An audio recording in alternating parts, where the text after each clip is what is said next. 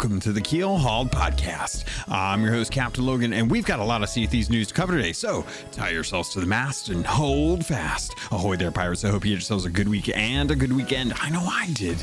This week, we are going to be talking with Caleb. He is joining us with a theme this week for the discussion. There's a lot to cover as we kind of dive into some of the more recent voyages that we've gotten with the new Athena voyage, as well as some thoughts and stuff on the adventure. We didn't get a whole lot into the adventure the way I thought I did, so I think I'm going to save that for next week to kind of round up how we feel about everything overall. Hopefully you got a chance to jump in, do the 4 megalodons, be able to summon the shrouded ghost, and you haven't had any problems with it. I know having 5 people has been really tough, so that's definitely been some concerns that I want to address after the event is done, and kind of looking into the future to see what's going on. We've got the community day for this season, I believe, is on March 14th. I think we find out a little bit later in the episode as we're kind of talking it through to discuss that. But before we get into the interview, I have to thank the patrons. If you want to become a patron, it's easier than ever. Head over to patreon.com/Keelhauled podcast, just like these fine folks who are supporting me with this podcast and making sure that I can make the content that is exciting you, that is interesting you, and that I can help kind of share some of my wisdom and research and all that good jazz with you. They're also helping me get to SOT Fest this summer. I'm looking forward to meeting everyone that's going to be there in an attempt to do a live podcast there with Davram from the Pirate Talk Radio. It's going to be a really amazing event. It's my first time going to London, and you guys are the ones that are helping me do that. So thank you to People's Republic, El Cute, Slum, Captain Hasco, Chateau Noof, Chris, Cloud, Cosmic Johnson, Davram TV, El Jefe Esteban, Fergatron, Trickster, Jabaro5, Kazia the Rogue, Lumpy SRQ, Ocarian Darth, Dub Goose, Evil Morpheus, Mutinous Max, Registella, Rustbelt Kid, Norwegian, Skinny Matt, Scum Melt 666, Strange Stan, Tarnished Film, That Kilted Guy, TN Professor, Real Big Tuna, Uriel Keynes, Big Bad Pad, Mina Fairy, Super Pack, Music Me, The Lore Chronologist, Deadeye Dre, Ghost Boy 20, Murphy Lives, Neon, Evil Martha, Peter Miller, Rooski Doo, Straw Hat Connor, Thor Von Blitz, Windsor Chris, and Zam. Wow. Thank you all so much for your support. It really does help. It makes a world of difference when it comes to buying plane tickets, ordering passports, making sure that I'm going to have enough cash to pay for food, pay for drinks, because I've already, I can already imagine there's going to be a lot of that going on. So it really does just make a world of difference. It's amazing that you guys are helping me do this. So thank you, and I'll do whatever I can to make sure that the content stays at the quality that you're happy with. And with that, pirates, let's get into the interview with not with Davram. Sorry, Davram is not going to be here, but Caleb would hate if I reference him as Davram. But I'm going to leave this in because that's how I usually roll. So let's get into the conversation with Caleb from the Trailblazers Network.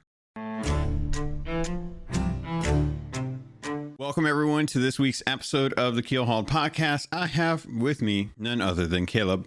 Caleb is one of the community members, also does the Trailblazers podcast, and genuinely just loves playing games for extended periods of time and getting all the achievements if possible. Caleb, have you done that for Sea of Thieves yet? No, I'm close. I still have to do some mile sailing, but I'm very close to that. And I have to do 250 voyages or whatever the heck it is, which is going to be the last thing I do. Yeah. And I have to deliver kegs and fruit crates, which is a hard thing to grind. It is. It is definitely. You know what? I've realized last night I was looking at achievements, and there's always one that like bugs me as I'm like sitting there idle on my Xbox, and it's the achievement for sailing 1,000 miles on an Order of Souls voyage, and it's like always been at 99%. And I never really thought about it because I'm like, one of these days I'll actually just throw down a voyage and go do some sailing. So then I did last night. I figured I'd just hop on for a little bit and throw down a voyage and go sailing. So then I went to go check the how many miles I needed to do, and the commendation is done. And I'm really confused right now because I apparently am getting gypped out of that achievement, and I just realized now, after like years of probably having this done, and I don't know what to do about that. I once had not so long ago, had an achievement that wouldn't pop on Steam or Xbox. And you just send in a ticket and they fix it for you. You just prove it with an in-game picture that you've done it. I'll have to do that then. And I just looked it up on Steam. I'm 180 of 190. That's a 95%. Because they've added 3 more achievements with this new Voyage. One of them is to do it 100 times. So that'll take a while. Yeah. It's a long one. But I'm kind of okay with that. I'm kind of okay with the general kind of longevity that they're building into this. I do have some issues with some of the stuff that goes along with the actual Voyage, but you actually had like a whole theme planned out for this episode. I did, and you're actually touching on a future theme. A future theme is about I haven't put it into a tight little package yet of words, but essentially progress in Sea of Thieves, how they tune their achievements, tune their accommodations, and what that looks like. And we can look forward to that as a future topic. Yeah, I do kind of want to dive into how long things take. If things are taking too long, are they just padding stuff out? Is the content meaningful? Because I'm also working on commendations for the what are the supply? What are the supply things you drag around? Commodities. Commodities. So yeah, I'm working on the commodities, and it's taken a bit.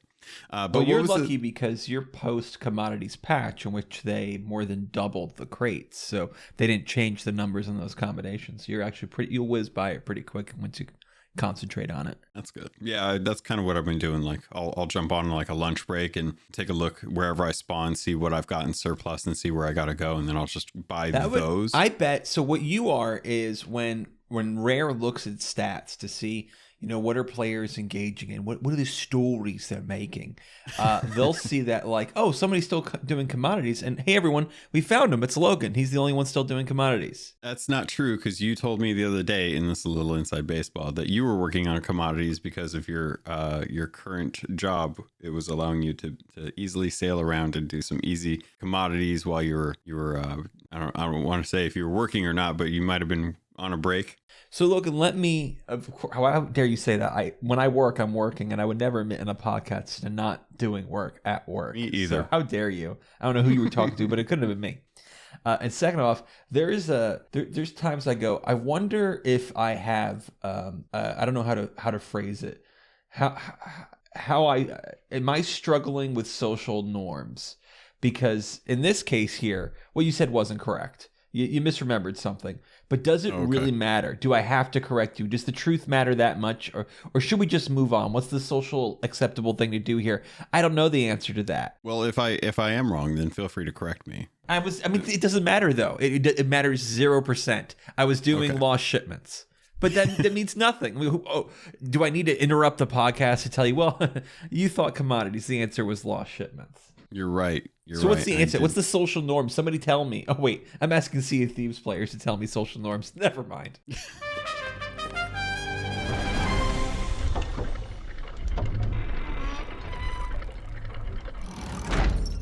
So getting to the theme of the podcast, what was the theme that you wanted to bring up this week? You know what else is weird? When you do the new Voyage, the shipwreck graveyard.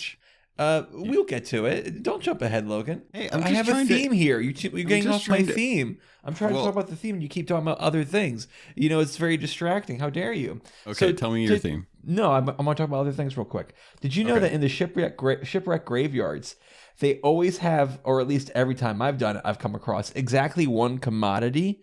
What is the reasoning behind that? That's like in the patch notes when they said, we've added a second gold pile to treasuries. What? I thought one there was a mistake. Why is it here? It's also up there with the we're adding a rag and bone crate to every skeleton fort that you can dig, that you can get. And you're like, At What is least this? that's like the only way you can get them aside from just finding them. Why the one commodity, especially when one commodity is worth almost nothing? Because they're trying to give me incentive to get back on it because they realize that no one bothers to do those because Hey guys, remember this that's right. content? Remember it exists?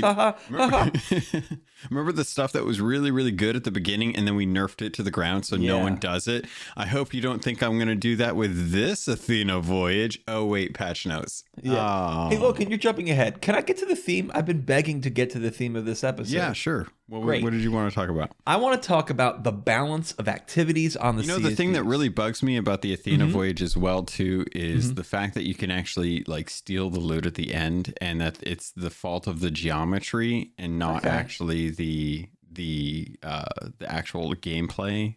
I've heard that's a lot of involved. people say this. I don't have a big problem with it. I remember, and I think part of this is the reason that we're at the state where we're at here is a lot of people pine for the days of the skeleton fortresses first come out, and it was exciting, and oh man, the whole server would fight over it. People would be tucking. Oh, somebody would do a rowboat play to try to steal your thing at the end. I think it's actually really cool that whenever there's a new update and something, if there's a way for somebody to kind of try to sneakily try to steal it from you, I think it's very piratey, and I think it's a great balancing thing to do. So I'm actually okay with that there, especially because what's the stealing? They're waiting at the end. Okay, so I know where they're going to be here at the end. There's an opportunity there to stop them to get it back. I'm not very disappointed, and you have a chance there to send someone over real quick, check for Tuckers. There's nothing wrong with that. I'm surprised to hear so many people think it's a problem. I just don't like the inherent gameplay that it is there. Like most of the gameplay comes down to being on your ships and using your ships. The other part of that being on islands, doing island stuff. And then everything around that is like the thing that you're doing to avoid doing the main parts of the actual game, which is sailing around, fighting people on ships. And going to islands to get treasure so that people can fight you for that treasure. And this kind of circumnavigates it in a crafty way, an admittedly crafty way, but it really kind of like takes it's like when playing Destiny 2 and someone finds a way to use a sword and a jump to like skip half of the geometry in a zone to get someplace like where they shouldn't be. It's like they're not really playing it the way that you would normally expect people to play. It's kind of like the difference between if you think that people who use glitches for speed runs are valid speed runs, or do they need to play through the entire game as fast as possible for it to be considered a speed problem run. that they can get like up onto the fortress? Well, I don't want to speak for everyone, but I think for me, I think it is that the geometry is really funky at the end there. And if they could get up there in a way that wasn't like, I don't know. I think it would be more interesting if I could see people actually steal the loot once the other player has the loot. But that's like such a personal, stupid thing to get hung up over. But I've heard a lot of people share your opinion. I think you're representing a good portion here. I find it interesting.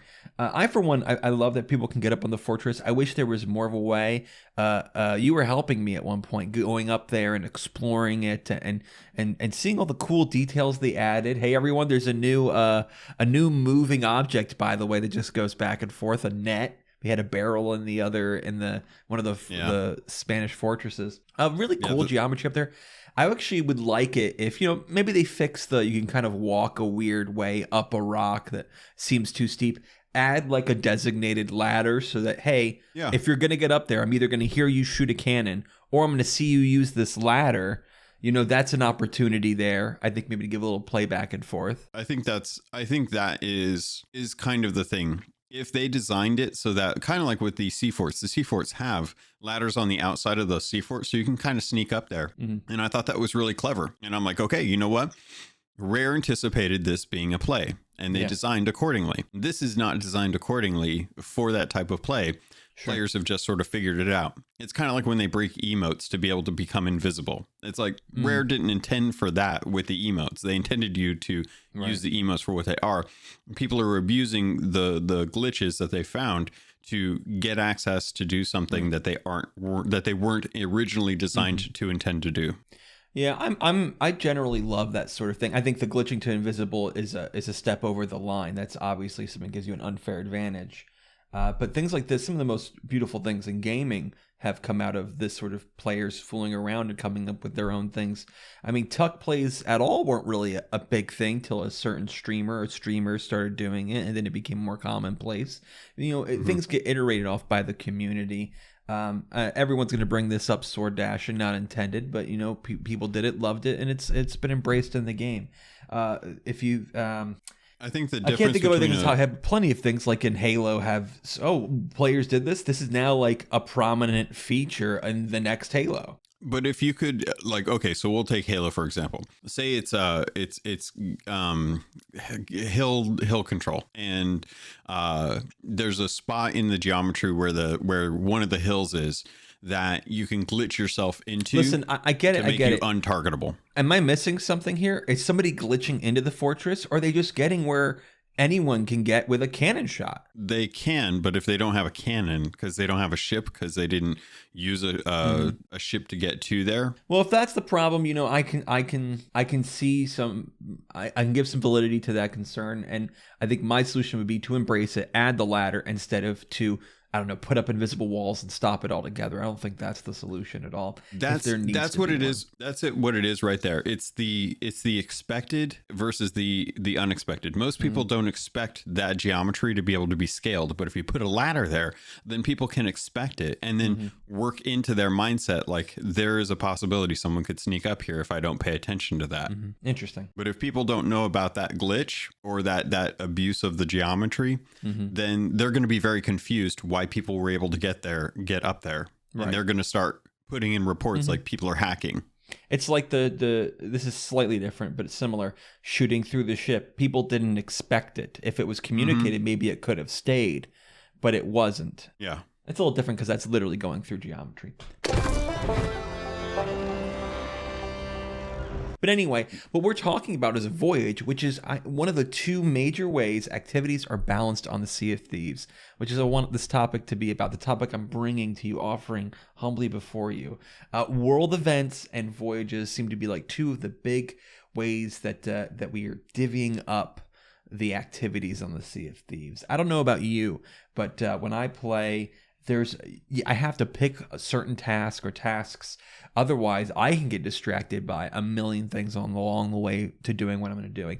Some of the when I play with Tori, I'm like, honey, we can't stop at every little shiny thing. She calls it shiny. Ooh, I see shiny. She's off the boat.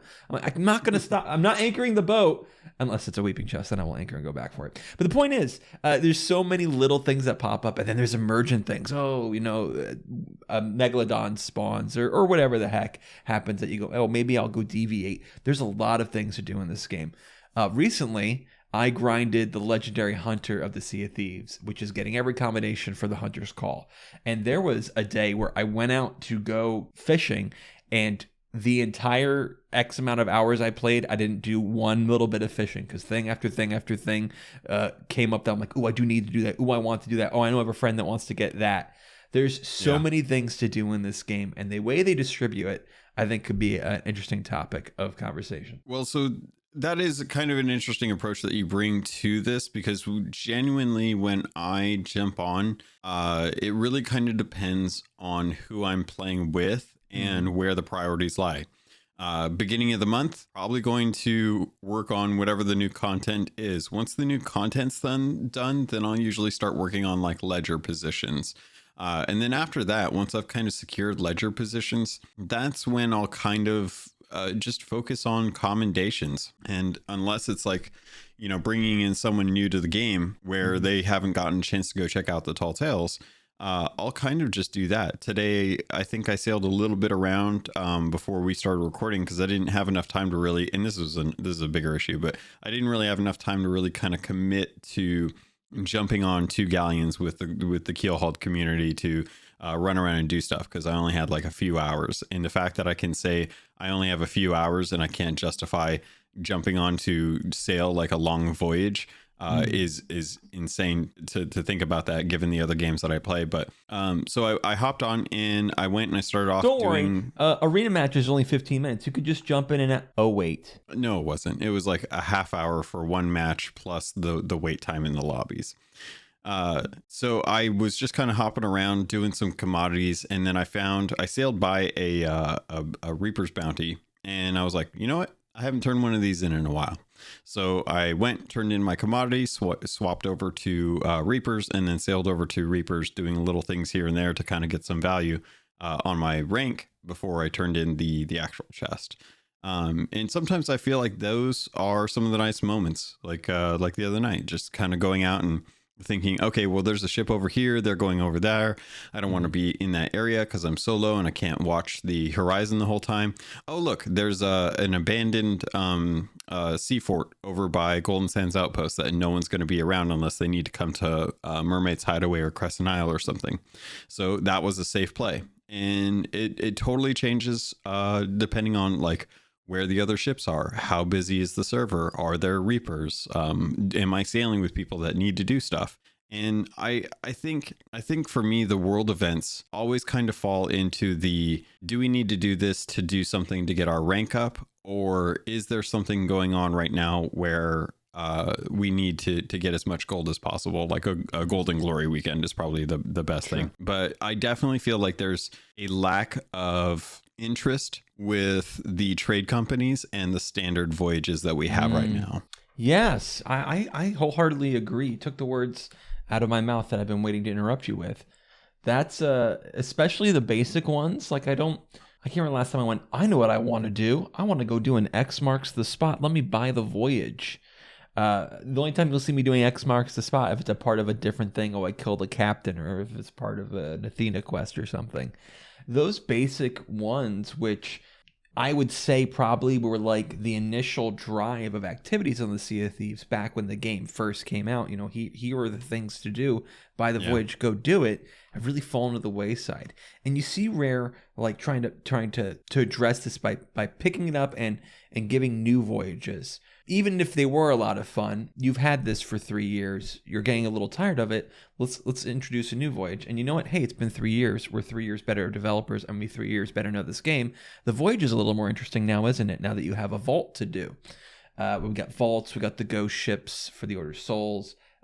We got the lost shipments for the merchant, and now the new Athena voyages.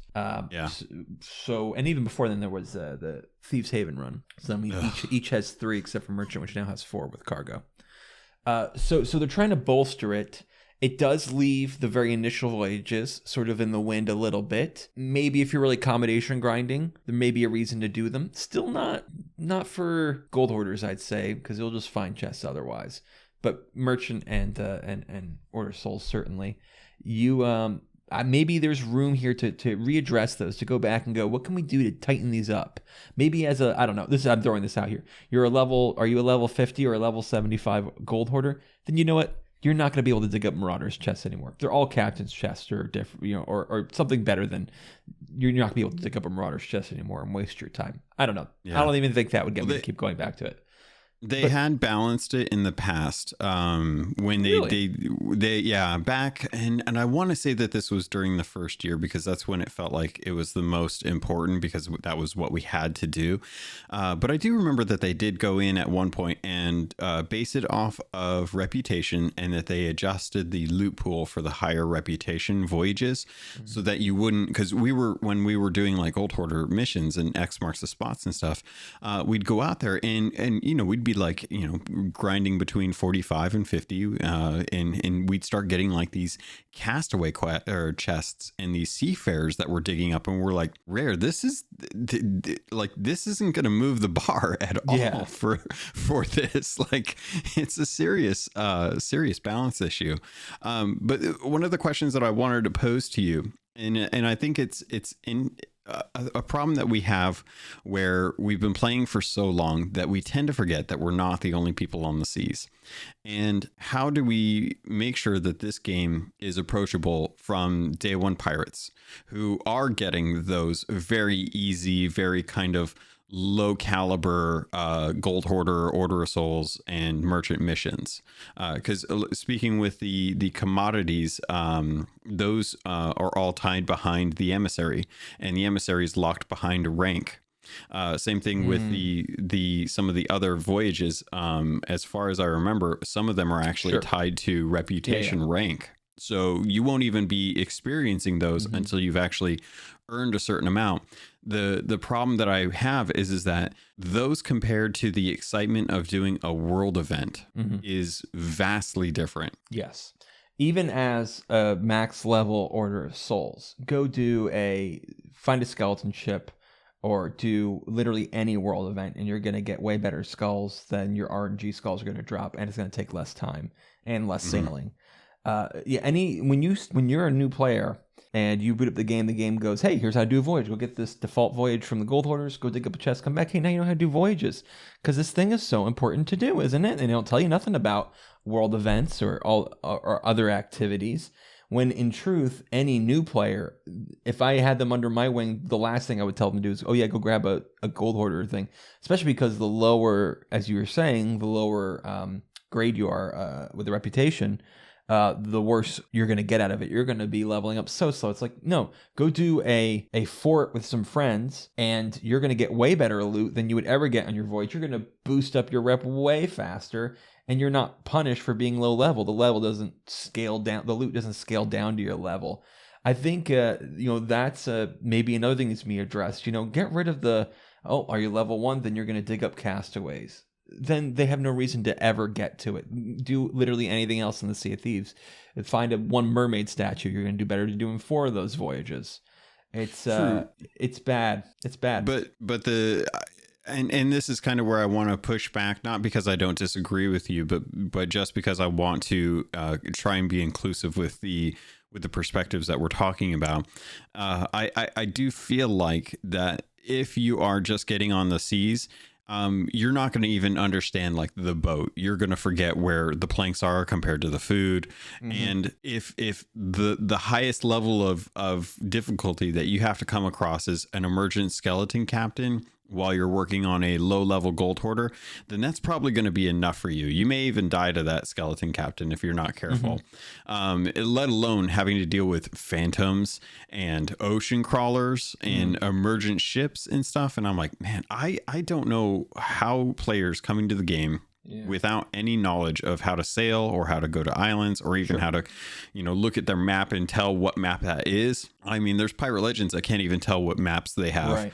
I think we're guiding a little off here, and it's a good topic, but I think how dare you? We don't have enough time to hit it. Is the new player experience in this game? That's fair, and I think that's a tough thing to address.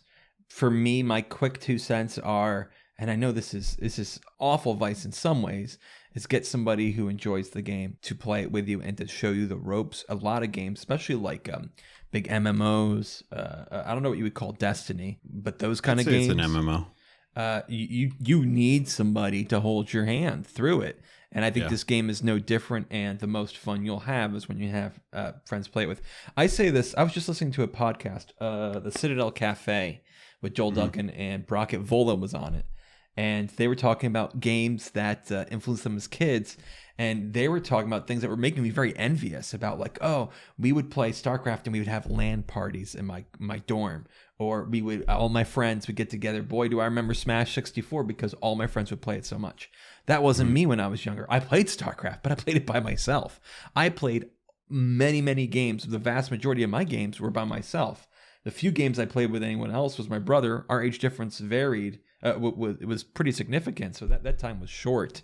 And who wants to play with their little brother? I understand. So in giving the advice, so find a friend, I can understand it. But like, hey, well, guess what, Caleb? I'm playing mostly single player stuff here now. I wanted to try sail single player. I think the paradigm shifted a little bit. It's a little easier with the advent of the internet, and especially as far as we've gotten with group communities that are so easy to access, such as Discord communities. Just being able to sail with others is a lot easier now. And I think Sea of Thieves, like many MMOs, is a game you just gotta find somebody you enjoy playing with. I know the first friends I met in Sea of Thieves were friends I met in Sea of Thieves. I came across a guy who was nice to me. We chilled, we vibed, and then now we're on each other's friends list. And then we were playing together, and that kind of grew from there. And then later on, it changed in different ways from friends I met when I was doing my Athena grind, or you can, like, if you're in a community, like, in your community, you'll there's ways to find friends to play with. Anything else, an alliance server, as much as people might want to bemoan them, if you think for 5 seconds about somebody who's not very good at video games or doesn't have a ton of friends to play with, that's an opportunity to make friends to play in a safer, I call them safer spaces, but you have to excuse me. The word safe space is so entrenched with things. So I said safer space, which makes no sense. A safe space, but I'm not using it in a political sense. A safe place to play their game with people. If I can address, and I'm not trying to pick on the argument, I just want to kind of maybe get a little more educated on this. Isn't there a bit of an expectation with Alliance servers that you kind of know what you're doing? Because I was under the impression that most Alliance servers, and bear in mind, I've never been on one, so I can't really speak to it, but the idea is to try and earn as much gold and reputation and renown and such as possible. So is there really safe places for people who are new to the game? Yeah, certainly. I can't speak for every Alliance server myself either. There's some that are more rigorous in their I don't know what you call it, application process than others. Some are open to everybody, some are open to 18 plus. I've happened to be an 18 plus one, because I'm just not very fond of playing with younger people, and the maturity level that's there, I just enjoy it more. So in these Alliance servers, the only things you need to know is the rules of the Alliance server, which tend to be like, hey, don't kill each other, don't board another person's ship without permission, turn in every X amount of time, every 3 voyages, every hour, whatever the rules are for that server, just so that people who are leaving and stuff, everyone gets chances to get the loot, and then your ship gets to choose whatever you want to do. Think that they have certain things like you can't do tall tales. Okay, then Alliance server isn't going to be that. My Alliance server is going to be great for tall tales. But aside from that, fishing and tall tales are like the only things you can't do in my server. Gotcha. So no, they're pretty open, and most people I play with, you're playing with randos, so you never know. You may come across somebody you don't enjoy playing with, somebody who's bristly. But generally, in my experience, you're finding people who are like, I constantly playing with new people in there, and it's more than a pleasure to be like, oh yeah, this is no problem. Here's how you do this. Here's how you do that. And once you find one of those guys that you really enjoy, you friend them. That's your chance to move on. But we've talked far more than I wanted to about new player onboarding in this game. Trying to put the voyage down of our topic. All this to say that voyages that seem to be inherently, this should be a big driver of activities in Sea of Thieves. The earlier voyages aren't really doing that anymore. I'd say one of the voyages we haven't talked about yet is the animal voyages. I just did some. Merchant has, Merchant has the unfortunate aspect of their treasure can be destroyed completely or destroyed to near worthlessness, as opposed to everyone else's. Yeah, which is impervious. And you don't get there's no bonus for that risk versus reward. Animals, even if you have a voyage form, even if it's a golden animal, that's not worth a lot. No. I think that really needs to be looked at. If animals were worth a lot, maybe they'd be worth the tedium of catching them and protecting them and feeding them. Maybe people would do them more. I mean, that's a quick balance. I think all of this probably needs a deeper look at than a quick, make it worth more.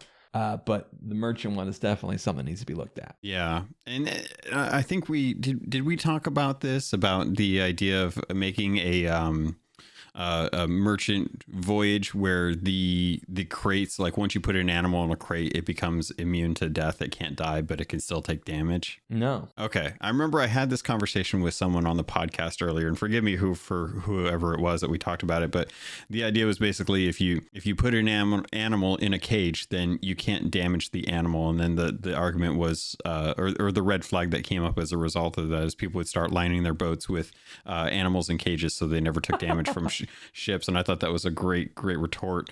But I do think that there's inherently some issues with merchant. I recently did a couple animal voyages because I've been real close to finishing off my Pirate Legend commendation for that.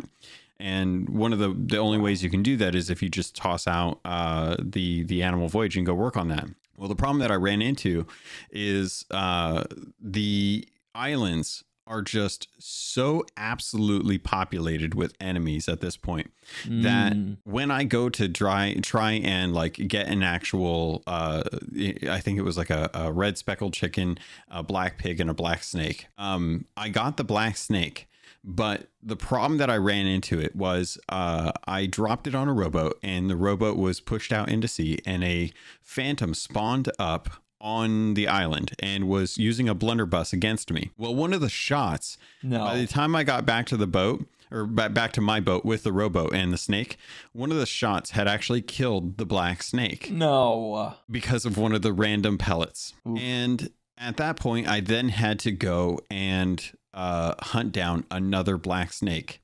Well, if you're on an island that has animals and you don't have the right color that you need, then you can reset it, but you have to die to reset it. Mm-hmm. And as a solo slooper, that's a dangerous prospect if you're not in, or if you're in an area where there might be other ships, because they have time to kind of spawn or, sail over to you. And in this case, one actually did. And they managed to get on my ship, and they managed to tuck on my ship, and they almost killed me, and they almost sunk my ship, but I managed to kill them and get my ship back when I was trying to take one of the kegs that is required for those quests onto my ship. So imagine tucking on a merchant ship. What is the point? I mean, somebody doing animals. It was purely just to cause havoc, which I understand like why they did it. And I wasn't upset that they did. I was upset that it wasted more of my time than anything. But thankfully, sorry. Go ahead. No, I'm sorry. I interrupted you. How dare you? Thankfully, I had turned in my animals by the time they had blown up the keg. So the animals were spared. Oh, the poor animals would all die to a keg. That'd be so sad. Yeah. At least you have a lot of food, though, lying around your boat. Decoration. I think something else interesting about the merchant one is that if it's the only thing that if you don't have a voyage for it, it's reduced in value. So you steal someone's pig, it's just not worth as much, which makes finding a crate washed up on shore useless. Like, why capture the thing and get I can get the same amount of gold for turning in that pig from getting a phantom's gold drop pile. I'm just not going to do it. I think not having a voyage for it, boosting that price as well, is a bare minimum that needs to be done. But anyway, go ahead. If I could add one point to this, just to kind of add to what you're saying, the merchant voyage is the only one where if you do go to actually steal it from people and it involves a fight, then you're actually losing value by fighting them as opposed to just trying to steal it. Because even if you have the voyage or know where to deliver the stuff, the act of you taking on the other crew will most likely damage or destroy what they have. And at which point, not only are you destroying their value, but you're depleting your own. Yeah, it's true. But the newer voyages that we talked about are, getting better. They're worth doing. I think it's worth doing many of the new voyages. I don't know how many. Yeah, I guess I was thinking about the ghost ship voyages. You get enough. But regardless, they're more fun as well. I think mostly. You can supply up off of them. Plus, you get some of the you have the opportunity to get the special cannonballs, which is a power increase to the other your day. own We're on crew. Reaper. I said, look, guys, let's do an Order of Souls voyage real quick. Let's see if we can get a Wraith Ball, and then that'll really that's gonna surprise whoever we hit with it, because they'll be like, wait, I forgot they're in the game. So anyway, the new voyages I think are really hitting the ticket of being a real activity mover, activity director. There's a better word for this. And naturally, this is a great opportunity for our very first time in this episode to talk about the new Athena Voyage. The new Athena Voyage is a lot of fun. It's got interesting new introduction of replayability, given that it varies on the tasks you're going to be given. I seem to always get a shipwreck graveyard. I don't know if that's actually the case or just my luck.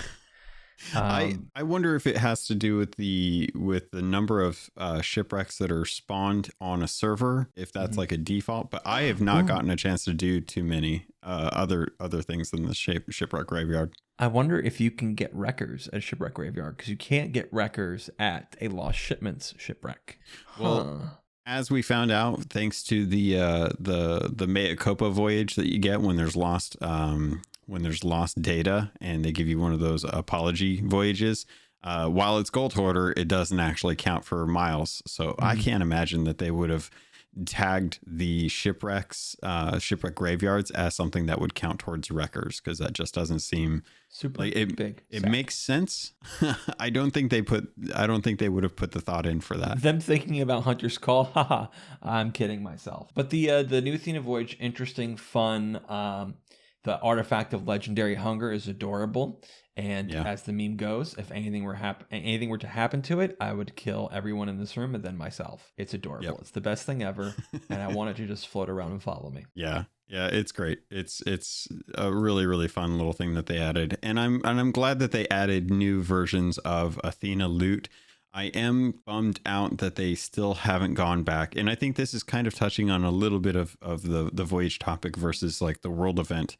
But the voyages that we've been talking about are kind of lackluster due to the length that they've been out and the rewards that they put in. And I think that the Athena voyage, something I've mentioned a lot of times, could really do with adding some of the new loot that is in as a result of these newer voyages added to the old stuff. Like, if you're going to go, if they replace the gosh darn gems you get that you can't turn into Athena. Yeah, that'd be great. Well, even with like a Merchant Alliance, I'll kind of take Merchant Alliance as an example. If you go to do a what's it called? The lost shipments. I always forget the name of those. If you go to do a lost shipments, then one of those, like maybe 3 or 4 of those are commodity crates. And you're kind of mixing up a little bit. So you're not just getting half of the stack as tea, half of the stack as silks with a couple spices and maybe 1 or 2 ashen stones and then some sugar. It's like kind of mix in some of the stuff that should be on a merchant voyage if you're doing merchant voyages, But that's kind of like away from the topic of actually talking about world events versus the voyage. Right.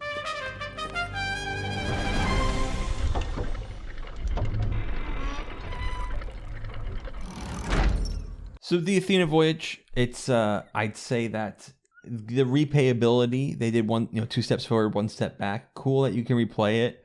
Not cool that I have to hear the same lines 100 times from Ramsey. What do you think about them taking the step of really adding story content, almost like Tall Tale level story content to a voyage? Well, that's honestly of everything about the Athena Voyage. I love everything about the Athena Voyage.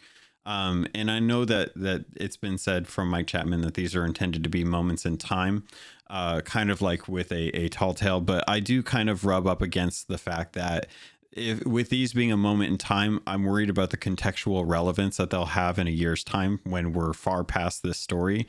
And then also kind of the repetitive nature. Like there's an anticipated amount of loot that is due to come to you, as opposed to the $8,000 that you get for finishing a Tall Tale. Like you're trying to work on these voyages to get your reputation up, because there's rewards associated with those ranks.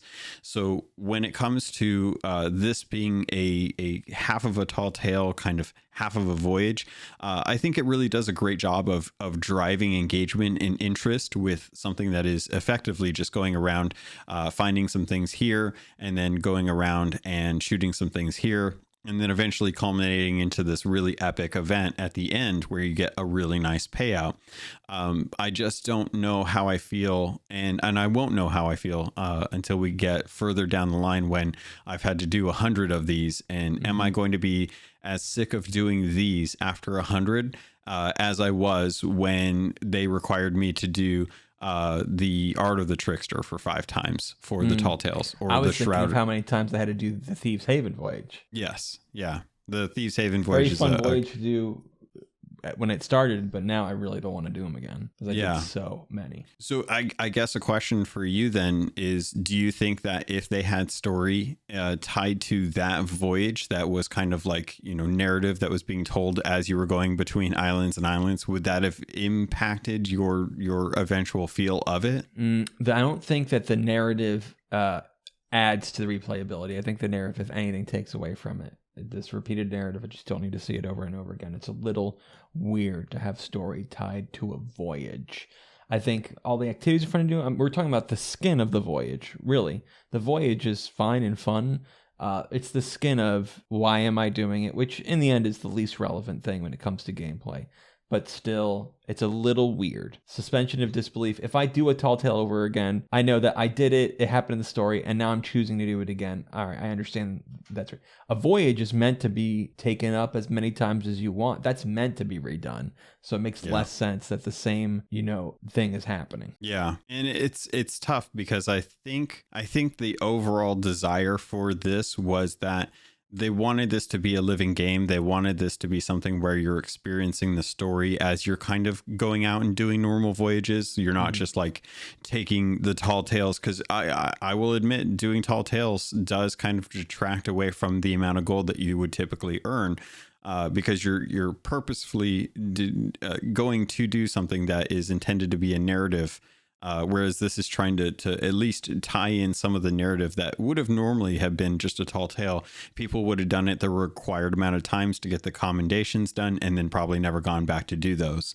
But at least with this voyage, you have something that is a little more everlasting, if not kind of trapped in time, that kind of helps breathe a little more life, which is something that I think the game does need into what you do on a daily basis. Mm-hmm.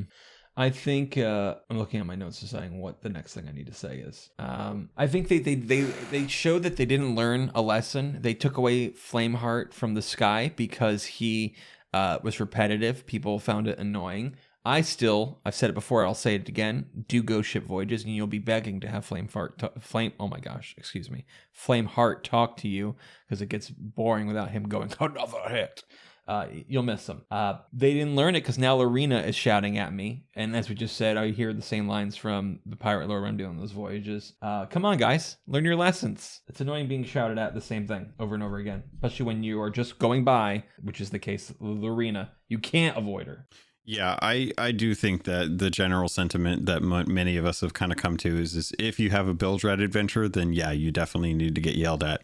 If you've actually looked at the bilge rat note, then you shouldn't be getting yelled at. And I think that just kind of is a contextual clue that would help. Like if I've already gone and done the adventure, if the deeds are already marked out on the adventure list, then don't have Lorena bug me about stuff, because unless she has a new voyage, there's not really going to be a point. I like the fact that they are trying to build a little more interactivity with the actual NPCs, because it is, otherwise this is kind of the interesting thing. This is the first time that we've really had NPCs kind of try to interact with us outside of us actually interacting with them. And I like it because it actually brings in a little more life to the game. It's like, oh, hey, someone's yelling at me and it's not another player or one of my crewmates. I should probably pay attention to that. But you have to kind of learn where the threshold is. What are the points of, or what is the goal of what you want that NPC to be doing? And are they serving that all the time or just when it's relevant? Because I think that's important, is the relevance of why she's yelling at me. If she's yelling at me to come over here and do something that I've already done, I don't care, because it's not impactful to me. I've got other stuff to do. Or tell me about something else that's going on. Speaking of the voyage being like a tall tale, strangely enough, you put down a tall tale, it cancels this voyage. It conflicts with it, even though it's not taking up the spot on the captain's table. Rudimentary guessing is that the game's just not designed for you to have 2 quest books in your inventory. But it certainly is a strange thing. Yeah, the whole quest thing, I think, needs a serious look at right now, because and this is something I touched on a little bit ago. We started getting these voyages for when there's data loss, to kind of compensate for the lack of gold and renown and reputation that you would lose if you go out sailing and there's not and you turn stuff in, but it doesn't actually count towards your progress. They're giving out these voyages.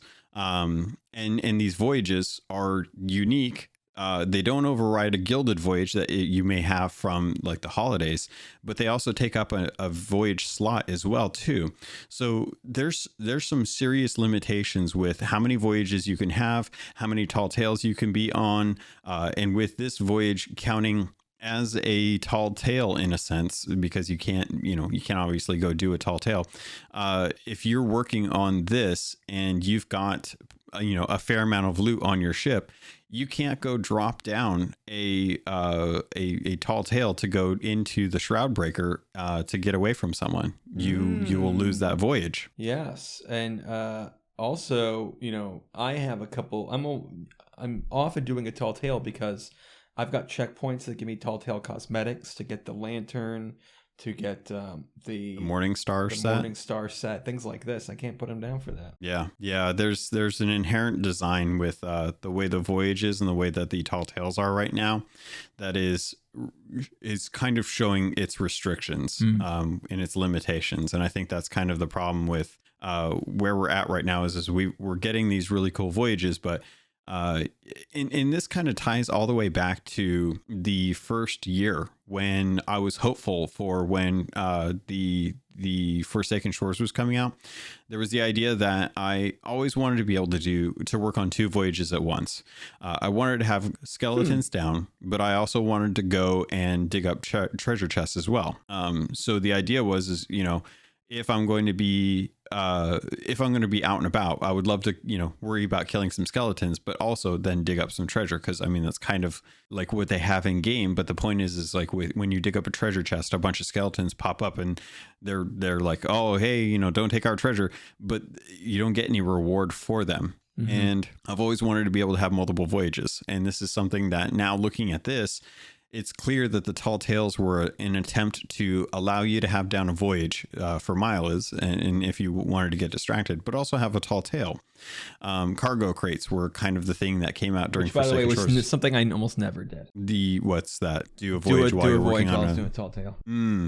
Yeah. I think it kind of depends on what you're doing. Like, for example, if we were doing the Shroud Breaker, we would throw down a Gold Hoarder or an Order of Souls to see if we could get some of the maps for those to spawn on the islands that we were going to be going to for the Shroud Breaker. Same thing with like Art of the Trickster. You kind of go to certain islands, so you throw down a voyage to see if maybe you can earn a little bit more. Because again, the Tall Tales are killing the opportunity for you to really get any kind of loot. It's true. But I genuinely feel like the new voyage is the positive way to go about it. I just have some genuine concerns about like, is narrative going to be something that is stagnant in that voyage? And then how is that going to feel after a year's worth of playthrough? And then how are they going to be able to go in and really kind of address the voyage system right now? Because I think it's long in the tooth, given that they've added so many different types of voyages. And you can only hold 3. Yes. And that is, I still can't understand why. You can only have one Legend of the Veil. You can only have one Legend of the Veil. I'm okay with that because that forces players to share it with others. It's not going to be something that's given out to everyone the way Athena chest voyages were back in the day. And they're hard, so they should be something that you really kind of focus in on. Just like why this one voyage be different than every other voyage? It's just a weird choice that I can only carry one. Yeah, but I mean, if you're worried about me chaining them, 3 of us can have 3, so you're not stopping us from chaining them. I don't know what the reasoning is. It might be something tied to Alliance servers, maybe. Again, everybody in the crew can have it, so you can keep chaining it. You just grab another. It's just. I don't know. I can't conceive of a reason. That's the only thing I can think of. I can't think of why it's done that way, but I can see like maybe there being a reason behind it that we just can't.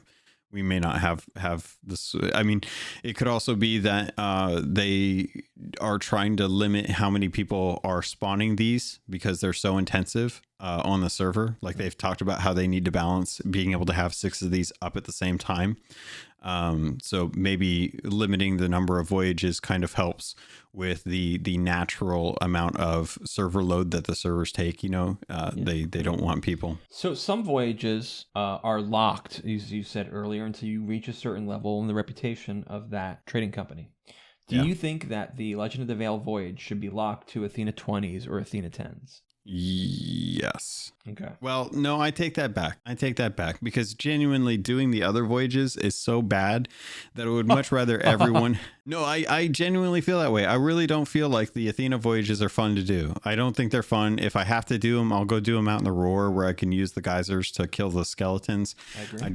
I drop the cargo when I pull those up, and the digs are really the only thing that is like worth worrying about in there. And and like the loot is good, but it genuinely takes far too long to do those. And it's not something that pays out well for the reputation that you're working on. And the Thieves Haven are so kind of painful to do because they don't award the emissary value that you should. And the loot that you get from them is typically stuff you don't even benefit for Athena rep, which is why I think I was so happy when they came out with this Voyage, because everything in this, for the most part, is stuff that benefits Athena's fortune.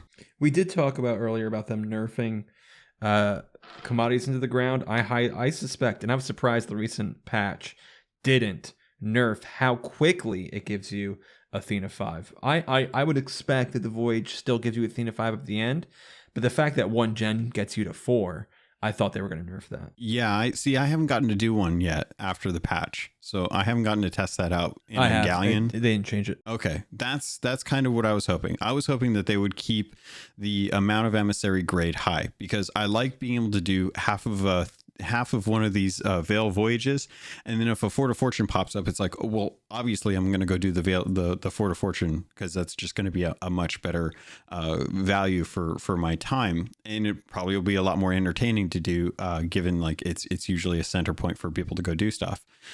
So I'm usually liking the idea of getting more Athena 5 flags out there, especially now that there's 30 levels for people to grind. So in the end, you're going with, you're happy it's not restricted by level? Yeah, and I think a lot of that is just because of the state of the other voyages. I think if they were to go back and actually change up the amount of loot pool that's available for the original Athena, I might change my mind on that, because I will say, if they were to restrict it and say that it was only available for people that were working on Athena 20 to 30, then I could definitely understand where people would be a lot more accustomed to how the islands look, all the different markers on the islands, because they've been having to grind Athena voyages, which will send you out to all of those different islands numerous times to do Order of Souls and Gold Hoarder voyages and stuff. So you'll become a lot more accustomed to those islands by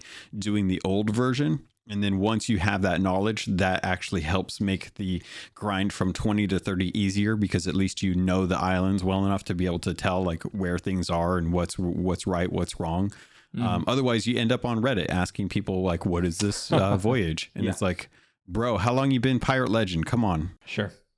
A fun thing here is that you can't kill those ancients that help you out in one of the Voyage modules. So I like to throw one fireball and then just sit back and watch them kill all the phantoms by spreading it. That's a lot of fun.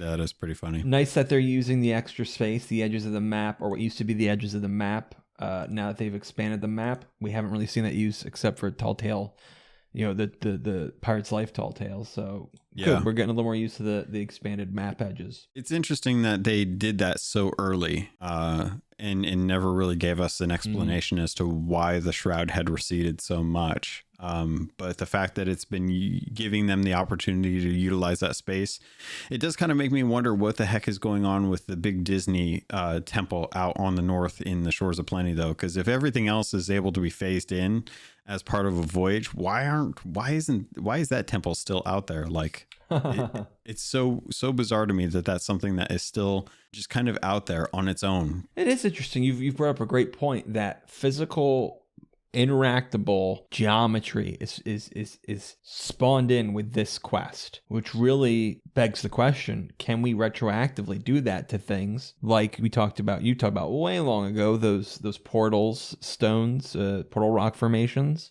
Can those be phased in when they're needed? You just talked about that the Siren Temple, whatever it's called. Can that be phased in when needed? I mean, there may be some things in this game that it might be good to phase in instead of having around all the time. Yeah, like the Arena Tavern. Don't need it. Let's phase it out. Well, all right now. I would like them to find something to do with it. It's since it came out, it was super cool, and there's never been a reason to be there. But we've said that for a long time, and we're just repeating ourselves.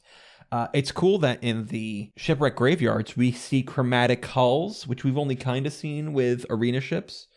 Can we finally get chromatic hulls in the game? We have the sails. Chromatic sails. Can we get chromatic hulls, please? There's something. Do you want to talk a little bit about the weirdness behind the Veil of Ancients having the Triumphant Sea Dog logo on the banner. I haven't gotten to talk about this yet. Look, there's a great content creator out there. His name is Falcor, and he does a great video recently at the time of us recording about Arena and where their place is right now in the story. Some things that I didn't even know about that I thought was really good. And I'm glad I watched the video. No Kappa. That's surprising. Yeah. Yeah, I need to, I should really see if I can get him on to kind of chat about that, because it's interesting. Oh, if you get him on, you know what? He can fight me. You just want to fight everyone. You think I was serious? You think I was complimenting Falcor in his video? Do you think that's what I was doing here? Oh, look at me. I saw arena colors, and I'm going to connect it with the arena ship. It's the basic colors of the color wheel. That's all that is. Oh, look, that's the sun. It's yellow. Guys, an arena reference. It is weird that they have arena pictures and that the arena symbols at the very end. But listen, in Fortnite right now, there's symbols for freaking Chapter 2, Season 1 stuff. What? Why? Yeah. Huh? I mean, no, Season 2 stuff, I think. When you take over, it's supposed to be the 7 flag or the Imagined Order flag. Instead it's Ghost or I forgot the other one. What? Listen, even huge gaming companies make the mistake of putting up the wrong symbol. Maybe that's what's happening here. It's possible. I think of all the stuff that they've made, I wouldn't be surprised though if a bunch of the Spanish players were Triumphant Sea Dogs. It would track to what I've experienced in real life. Yeah, well, it's kind of one of those things where I question whether or not it's tied to lore, or if it's a card that they're going to put down later on after the stakes have been raised. But yeah, I think that there's some really good things with this voyage. I think they've done a great job. Yeah, it's great. With kind of building. Yeah, that's the thing. I think it's just a lot of fun compared to any other voyage right now. I've just had way more fun going out and doing this. I love that they've taken a lot of the lessons from Pirate's Life, from the Tall Tales, and tried to implement that in this voyage. And I like that the voyage is modular. I think that's one of the things that I'm looking forward to with the future voyages that they do. I genuinely do think that they need to go back to where it started and take a look at the original voyages and see if there's a modifier that they can add to that. Like, if you're going to go do an original Gold Hoarder voyage and you're going to avoid doing any world events, then if you actually do that when you have an emissary flag up, then it adds an additional element that's something that's pulled from the Tall Tales. Could be. Two last things I'd like to say about this Athena voyage. One, it's the first voyage you can know somebody's doing by something in the sky. The tornado goes, hey, I know somebody's doing this voyage. I can go steal it from them. I don't think other voyages really do that. I guess no. Spectral ships. You see the ships if you're close enough. You can see the spectral ships if you're close enough. You can. But that's akin to seeing somebody at an island attacking skeleton captains. Okay, yes, when you get close enough, you can tell whatever voyage somebody's doing. Yeah. This one you see it from across the gosh darn map. Yeah, if you see someone sailing towards a shipwreck, and they've got an emissary flag up, there's a good chance they could be what's it called? Martian Alliance. That happened today. I sunk somebody. They had a key, and I was like, oh, I know that there's set trade routes. Let me look where we are. Okay, this trade route either ends right here or it started right here. Let's look for birds. And we found his shipwreck, used his key, which is an incredibly hard thing to do with stealing somebody's voyage, to figure out where the heck their shipwreck is. We did it. Yeah. We opened it up and it didn't count towards my accommodation. It's got to be your kidding. Voyage. What? What? Oh, that's painful. Yeah. Are we pretty much set on our thoughts on the Athena voyage? Was there another point you wanted to bring in? There is one last thing I wanted to talk about, which is I think it's shame. We're really good, and people in general, we notice it here as gamers, that we're really good at saying, we need this, give me this sucks, give it to me, why don't we have this? We get it, and we're like, all right, cool, moving on. We've been begging for an Athena update for a long time. We finally got it, and I think they stepped up to the plate. I think they matched our expectations, and we couldn't have asked for more. I think it's a great update. So let me ask for more real quick. I think as much as I love this, love doing it, and see myself doing Athena now, glad I can progress to 30, glad I get all these new rewards. I'm a little disappointed that we didn't get a full ancient set. We just got ship livery and weapons. There's a lot of accommodations that are very grindy that we just got that reward nothing. They don't give you even titles. Nothing at all. Yeah. Part of the reason you kept doing the Thieves Haven run is because there was accommodations to turn in a number of these new Athena treasures that would unlock things. They would unlock the ghost ship cannons, capstan, and wheel, which we were all like, yes, we can finally complete this set. Awesome, amazing.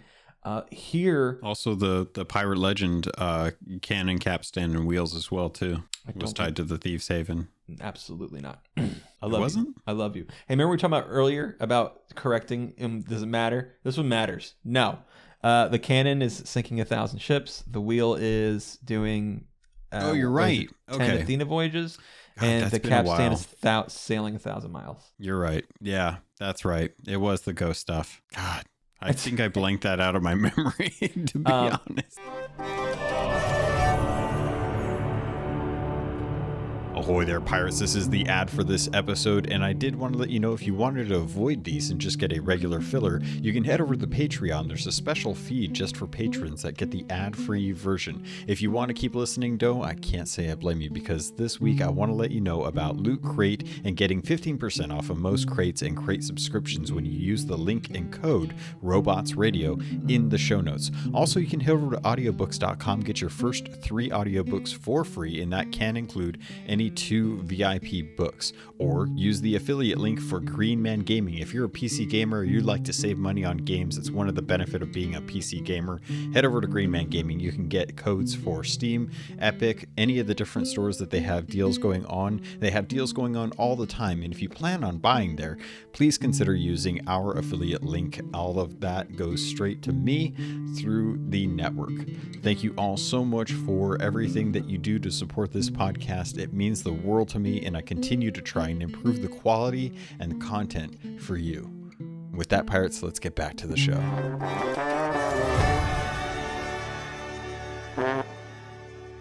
So now we have all these little trinkets to turn in, like 100 of each or something, maybe 50 of each, I'm not sure. And they don't give you anything. I mean, they each could have given us, a part of, equipment or clothing. I forgot to mention we get a costume. It's pretty cool. To complete this ancient set, which would have been really, great. If they're going to pace us out to the next Athena update, all right, cool. In 2 years, maybe we'll get to finish the set. Very, very sad to see. And so the wasted accommodations are weird to me. I get why we have some just from Legacy, but when we have new accommodations, like all the new stuff for the Spanish fortresses, don't reward anything except a few give you doubloons because they're bilge rats. That's it. What? Remember when Ashen Winds gave you a sail and gave you all the Ashen equipment and Ashen cosmetics, Ashen Dragon cosmetics, I mean to say. Remember when updates used to give you skins? Even the update before, what was the update before this? Before the Spanish forts. What was last season? The sea forts? It was the cannon, rowboat, fireworks sitting around on things. Oh, never mind. But even shrines and stuff gave that I don't know what it's called, sunken cosmetics, all that stuff. The point is they didn't give you anything here. They're really combinations that give you nothing are a weird choice. I do have a theory about this, and part of me thinks that it is going to be tied to the current seasonal content, because right now we have a really amazing. I gotta interrupt you. I was right. The last update with the fireworks and all that, they gave you the a whole ship set and outfit. Yeah, the party stuff. Sorry, keep going. They also gave us, I think it was the Midnight Blade. No, oh yeah, the Midnight Blade for the burying stuff. Go ahead. Yeah. So the thing that I think this is what's going to happen here is the current season that we're in right now. Season 6 has some amazing Spanish officer cosmetics that are not going to be made available after this season. One of the things that they've been doing is tying Twitch drops to old commendations that never had a reward. I think what they're doing is that they are building in content for the What do you season. mean that Twitch drops to old accommodations that don't have a reward? There's the old hunter set that was just recently renamed to something else, is tied to the killing skull or killing skeleton commendation for the different grades. Right. If you don't get the Twitch set, it's added to the game, and like some of the stuff they've added before, it's tied to accommodation. Yeah. And I think what's going to happen is that the seasonal content that's in season 6 right now, that is the Spanish fleet stuff, is going to be tied to the Spanish commendations for the Seaforths. That'd be cool. I think that's I think they're rewarding people who play now with the cosmetics, and if you get the commendations, great. It's not, you're already getting the cosmetics that you would get for it, but if you come in after season 6 and you work on those commendations, then it will unlock those cosmetics through the commendations that you can then buy later. So it helps you kind of get some of the content that was in the past that is no longer available, but you have to work for it the way that most other people didn't have to necessarily work for it. They could have done anything to be able to get those cosmetics. Let me say, if they do this now, and I think this is a weird one-time thing. There's something weird with that hunter set. But if that is what they're going to do now, where we'll do Twitch drops and then afterwards bring them to the game and you can earn them and buy them, I think that's a great way to do Twitch drops. I've always been, since the very first episode I came on, I talked about, I think, I'm not a huge fan of time limited stuff. I think time limited stuff should be just that, limited for a time. Interesting idea. I was very self-congratulatory there. I have what I think is an interesting idea. I've contemplated the doubloon problem, and as opposed to a doubloon sink as a la Dark Adventure or Gold Sink, here is my suggestion, free to rare. You don't even have to credit me. I'm so gracious. You should use doubloons to buy previous seasonal cosmetics. Yeah. It should come to the store. Maybe even behind accommodation as well. And, did you miss season 1 stuff? A year later, they come out in the store, however long later, come out in the store, buy them with doubloons, and now doubloons have purpose. Now you're talking about, and just for clarification purposes, you're talking about the stuff that was in the free tier, right? Not the stuff that was in the paid tier. I think paid tier is almost always, yes, because I think paid tier is almost always Emporium stuff. Yeah. Okay. But if it's not like, what gave me this idea was that we saw Lorena's now selling 2 previous seasonal things, the Barrel Hide emote and the dice. For doubloons. This is like, hey, it's like the black market with a purpose. Yeah. And I think that's a good way to go about kind of bringing more life to the doubloons, because they did the thing that I wanted, which was move new cosmetic sets away from the bilge rats and put them to the actual ship or the actual vendors. That was great. Gave me a reason to actually go check the vendors once in a while through updates. But to solve the doubloons, which originated with the bilge rats, I think that the seasonal content that's in the free tier that people miss out on or may not have gotten as a result of not hitting that tier, if they want to, they can go and do a doubloon sync and use that. The problem with it though is that it doesn't solve the doubloon problem for the people that have been in the game interacting with all of the content. That's true. So I do think we need a fix for that. I think one of the fixes that I heard, it was either you or Davram or someone else was mentioning it, that the Pirate Legend voyages be bought with the balloons. I think that was me, and I don't know if I agree with myself. I think I kind of shot it out there just to see what people think. Yeah.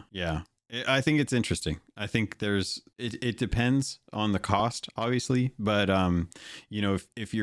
if they make them more readily available and they tie them to something other than the things that people hate to turn in, which are the gifts and the one Reaper chest. There's something else that gives the Ashen chests. Ashen chests. If they do something where doubloons are awarded, and I don't know, maybe come up with a new emissary voyage where there's an emissary grade that you can sign up for as a bilge rat, and everything that you turn into the bilge rat or Lorena gives you the gold value that it normally would get, but it also gives you doubloons. And that way, if you're done with reputation, if you're done with renown for all the other trade companies, and you still want to get something, but there's something that you don't have right now, and they've got proper sinks in place for it, and you need a way to earn doubloons, add a bilge rat emissary that awards doubloons as the bonus as opposed to gold. My only slight problem with this is that you're introduced a solution that requires a solution. Yeah. I want to deal with what's already in the game. What do I do with the doubloons I have and the ways I can get them already? Yeah. And if my solution requires me to get more doubloons, then I'm playing 5D chess here. I'm thinking like 5 steps ahead. Like we've already got the fix for doubloons. Now people are hungry for doubloons and hate doing gifts and digging up ashen chests. They need something else. So that's my idea. 2 years from now, when people are like, oh my God, they're doing an emissary value or an emissary ledger for the bilge rats and you get doubloons. Finally, we have a good way to do it. And I'll be like, yep. So we spent a lot of time on the Athena Voyage because it's a new voyage. Forgive us there. But we've really thoroughly looked at Voyages as a director of our activities on the Sea of Thieves. And then now there's other things. Whenever you're doing something, you come across barrels of plenty that got treasure in them. A ship spawns on you. I think that's fun, a lot of fun. Sometimes I'll pick on ships. I'm like, hey, I know I can get a storage crate from them. Or if I am doing whatever, my emissary, I can level up my emissary, go pick on them. Megalodons as well. Those kind of things I think are fine. Kraken. Did I hear you correctly? There can be multiple Krakens now. I think that was when we were sailing the other day. Yeah, because multiple Krakens because there's a dearth of world events right now with the lack of Megalodons and the lack of Flameheart. That skeleton ships can spawn on you within like 30 minutes of each other. Yes. Oh my gosh, like multiple. 4 in a row the other day. Yeah. It's kind of nuts to have to deal with that. But I mean, it's fine because it's more loot, loot, and you get supplies afterwards. So it's not terribly bad. So we have those things. Excuse me. And we have world events, which is a huge driver. Like those other things are like things you get along the way as you're sailing to do things. But the world events are things you sail to. Yeah. Those world events are often very attractive. I earlier said that people have ruined world events by pining for the glory days of forts. Forts are the least interesting world event for me, especially when we have other versions of forts that are more lucrative. But world events are often a good driver. And that's why what I think, as somebody who would talk about like the way card games that balance themselves, don't nerf the things that are interesting. Don't nerf the world events to push people to Voyages. Buff the Voyages, which is what they've done with new Voyages, and they need to come up and do with the older Voyages to make them as attractive as world events. And now players, when they look at what they want to do, equally inspirational by everything that's available in the game. I think that's a good way it's a good place to be. It's interesting to kind of think about like what you want to focus on, because the world events are what drive people to each other. Otherwise we would all be doing voyages and avoiding each other as much as possible, which is kind of counter to the goal of the devs. The devs want us to be having these interactions, whether they're friendly or not. So world events can be the thing that does that. I think the trouble comes into are the world events something that we have already done, and we need something that is completely different from any of the current events that we have right now. I think when Hungering Deep came out, that was something that was different than a skeleton fort and a kraken, and it was heralded. When Flameheart came out, it was something that was different than the skeleton forts, the kraken, and the megalodons. And same thing with the ashen winds. When they come in, if they are vastly different than what we currently have had, they tend to get a lot of interest, and a lot of people tend to do them. But I do think that Rare needs to step outside the box of making a fortress the content that is the thing that is driving engagement. Because while it is a good thing to have, like as far as there's a static location, a lot of people are going to it. There's opportunity for different types of play styles to be engaging with it. It's at the moment now it's like, okay, well, there's a skeleton fort or there's a fort of fortune over on Crow's Nest. I'm way up by Keelhauled. There's no way I'm going to justify wasting the time to sail over there to possibly get loot if that's not what I'm driving to. So I'm just going to stick it out here in the shores of plenty and not engage with it. And then 15 minutes later, that thing's going to despawn, and then a regular fort's going to spawn up at Keelhauled. And then I might decide like, oh, okay, I may go actually do this because it happens to be in the area. But I think the difficulty is really what comes into play with the world events. Is it too difficult? Is it too contested? Because otherwise people will ignore it. I think honestly, I feel like the Ashen Winds was something that was right about perfect as far as when that was the thing to do. I think the Fort of Fortune's kind of there now, but I think that the Fort of Fortune is still one of those things that can get completely ignored by people because there's a good portion of people that think it's either too hard or too contested. It's so peculiar to me. This game, one of the best things about it is its naval combat. And it's a very unique thing about it that other games don't have. One of the worst things about it is its player versus player combat. It's a pirate versus pirate, non-ship, sword combat, sword gun combat. And then they keep going, you know what we should add for a world event? The pirate versus pirate combat. Hey, you know what we should remove? One of two only ship versus ship world events. Why in the world did they remove the Ghost Fleet encounter in favor of another fort? Cool, thanks. What? That makes no sense to me. What? Well, they didn't remove Flameheart because of the Fort of Fortune.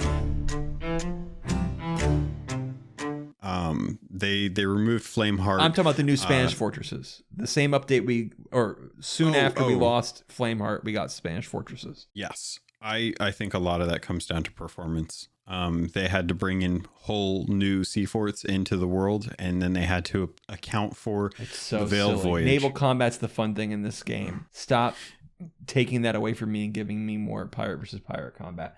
Maybe they have stats that say, listen, nobody does the skeleton ship thing, so obviously people don't like the naval combat. I think you're drawing the wrong conclusions. Come on, man. Yeah, I think the trouble that I had with the skeleton fleets is that the skeleton fleets are something that, like, it's kind of an afterthought, because the best way to ferry the loot is with a harpoon, and the harpoon in the water isn't nearly as nice right now as like the harpoon on land.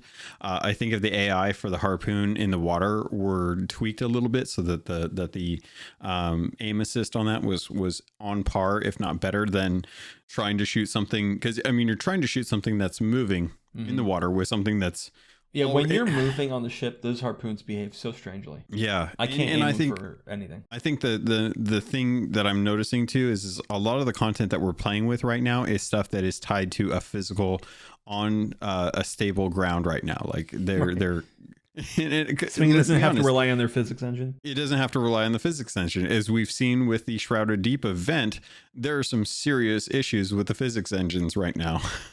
So I think that part of the reason is that the game is at its most unstable right now, especially if you're doing ship to ship combat. It's just not as reliable as you would hope.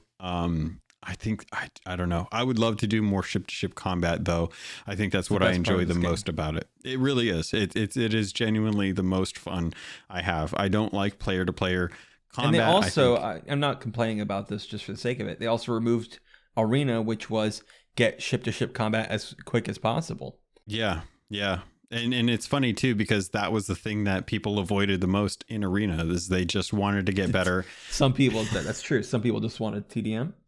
Yeah. It's not wrong. Which that is it's a really weird thing to come to a pirate game and not want to be on a ship, to me. It's still, which may be part of the reason why I brush up so hard against like tuck plays and stuff like that, is because it's the least piratey thing I can do, because if I wanted to do that, I would just go play Call of Duty Warzone and get my, get myself handed there handily for being bad there. But there's other games where I can go around and shoot people. Like, the one thing I can't do in every game is be on a pirate ship shooting a fireworks. cannon. I agree. Finally, it's been brought. Somebody said it. Yeah. Only in World of Warcraft could I go get fireworks shot. Only other game. And don't hear me saying that I'm unhappy with the Spanish forts. I think they're really cool.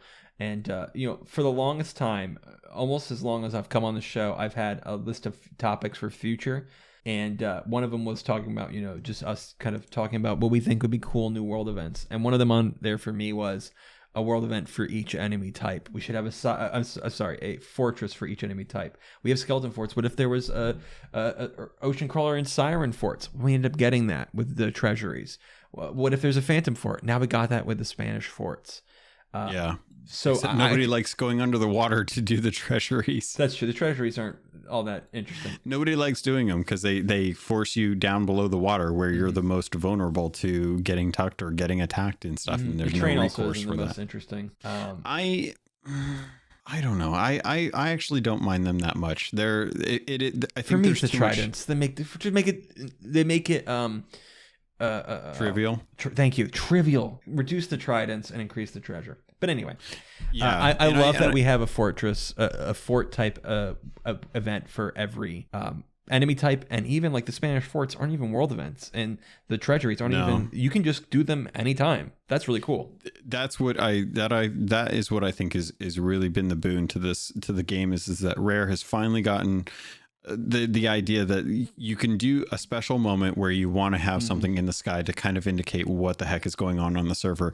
But man, so much of the time is I just have an hour. I just want to jump on and get some value out of my day. I'm not looking to do a 4-hour freaking voyage.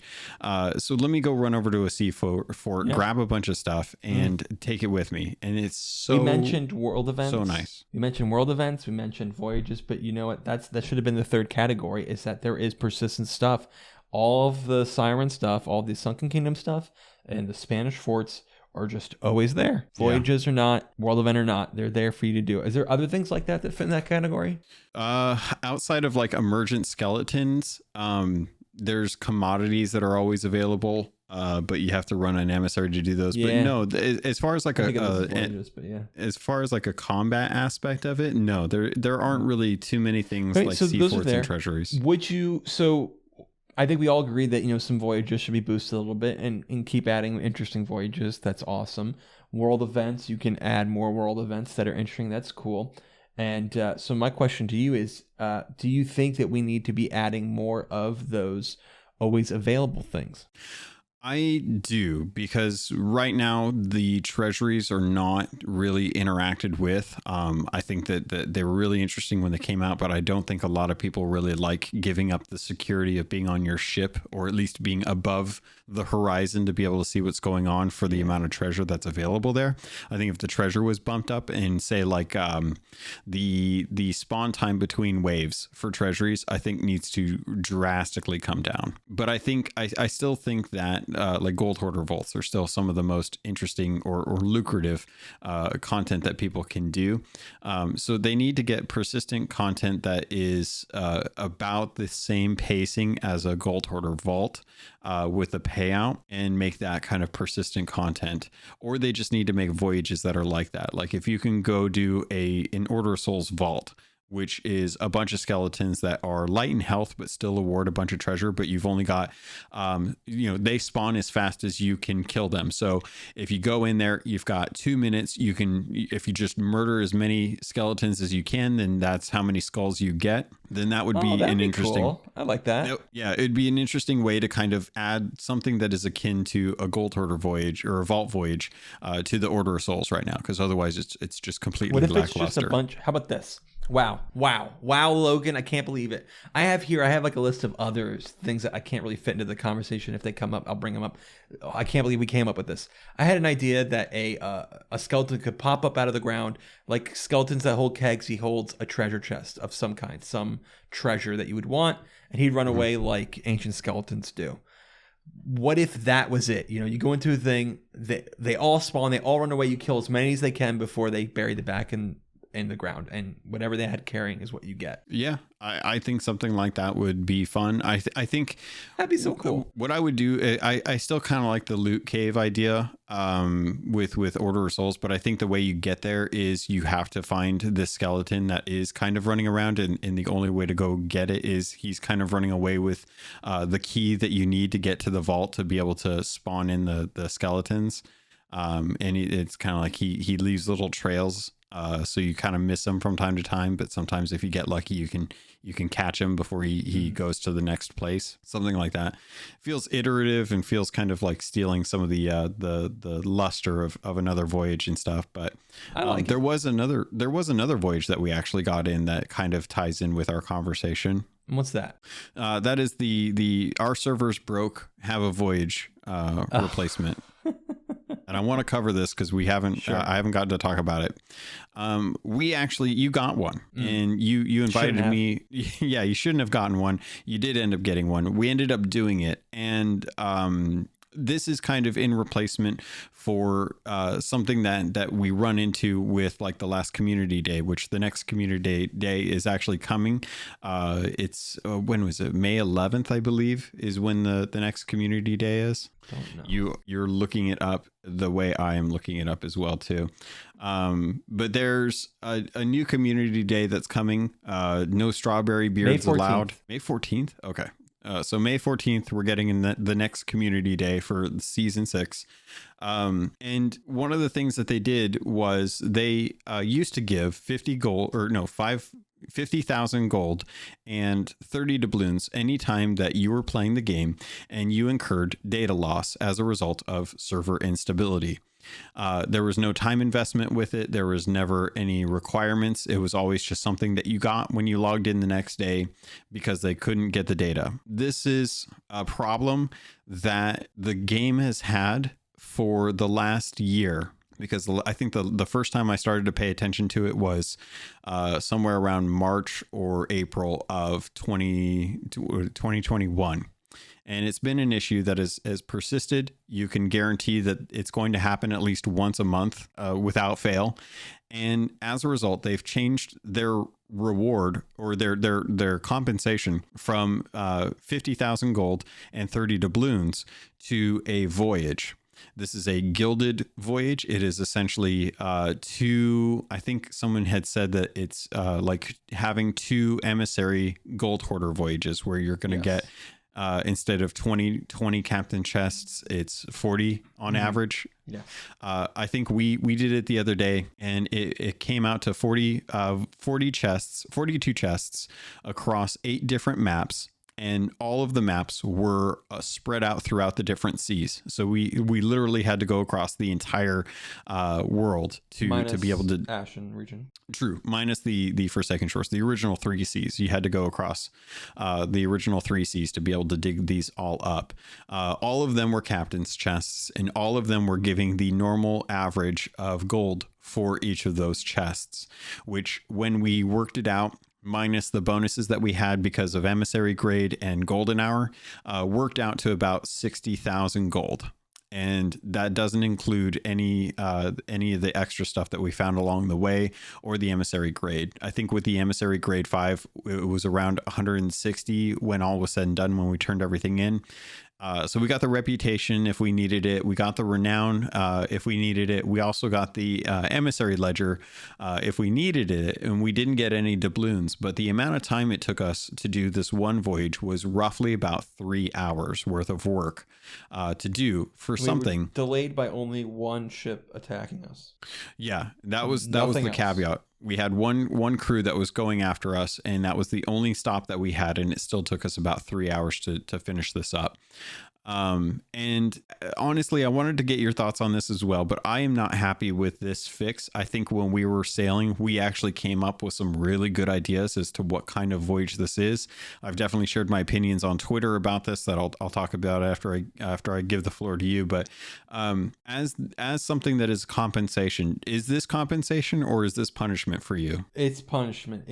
When I first talked to you about this, the voyage convinced me I was wrong. I thought at the beginning, wow, this is great. I love this. What a great idea. Give me a cool, unique voyage.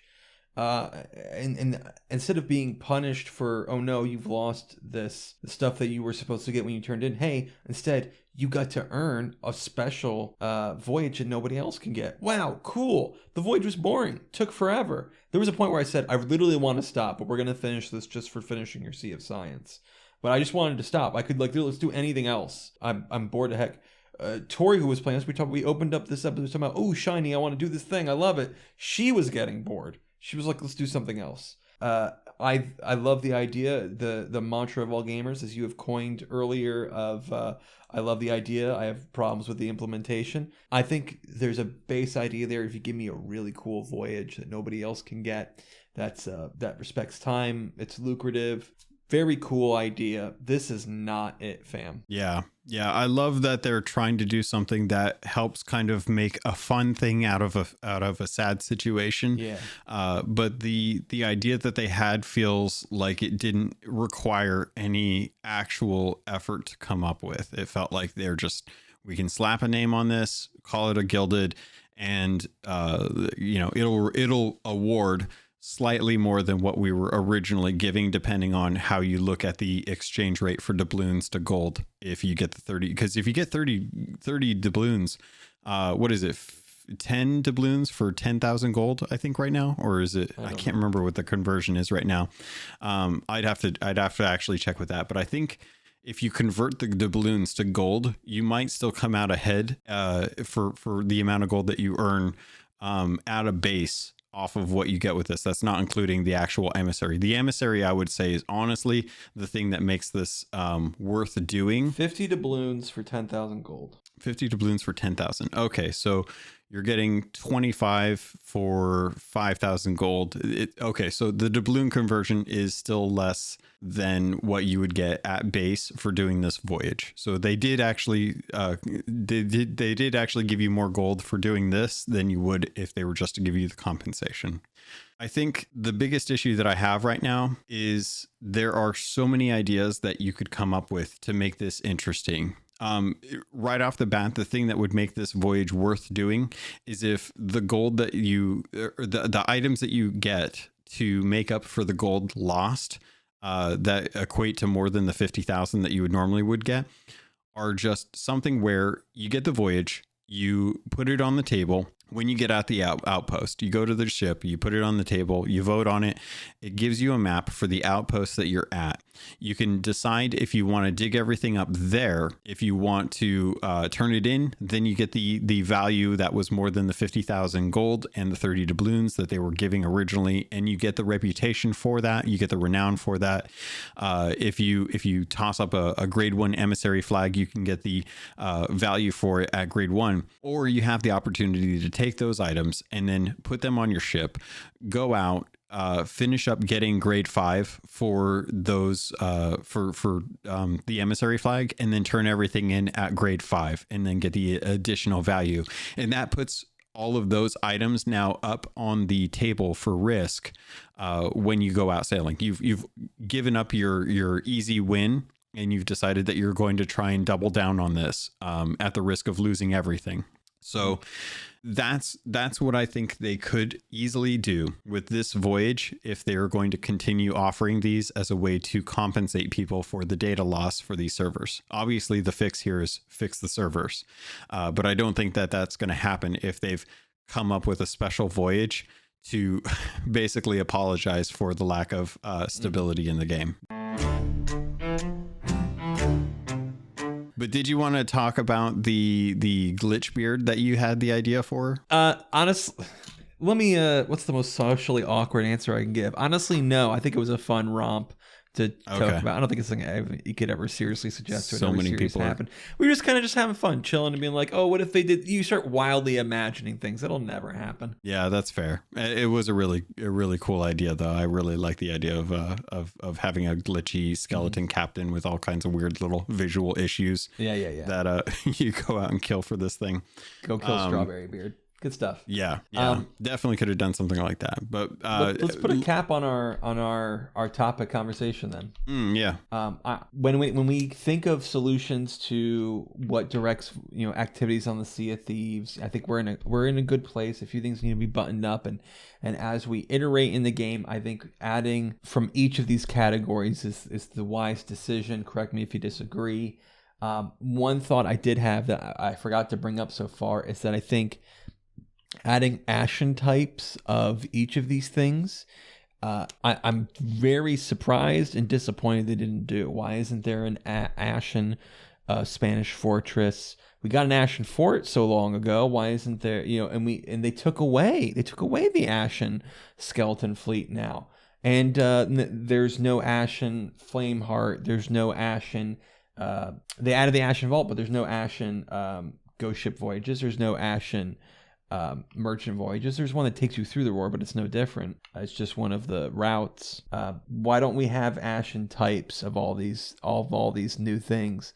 It just doesn't make a lot of sense to me. If we have that as the end game, the idea of being, here's an area that if you want to risk more, it's harder to do, but you get better rewards. That makes a lot of sense to me, but it's only like half-heartedly implemented anymore. I'm not sure why that is. My only assumption is that they're looking to eventually remove it, so don't add content in the game that you're going to, you're removing in whatever your 2-year plan or whatever the heck it is. Maybe, but I think we should have Ashen versions of new content. I think they're going the opposite route, and here's why. The most recent Pirate Legend voyage, the Veil voyage, actually can take you out to the roar to do stuff out there, which I think is brilliant, because that's what you should be able to do. Yes.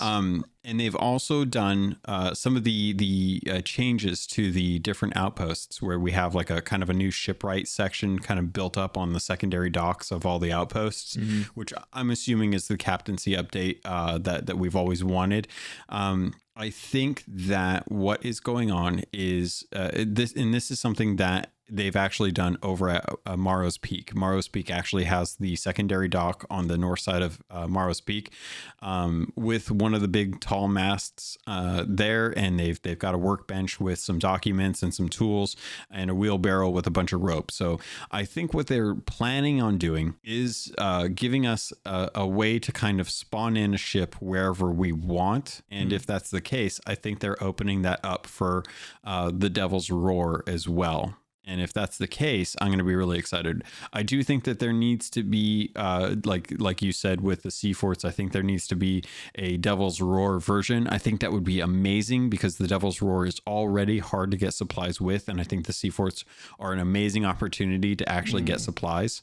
And I definitely think that they need to look to try and do stuff out there. Force folks out into there. Build adventures around the Devil's Roar. We don't know where Stitcher Jim is. He's a very integral character to the Devil's Roar.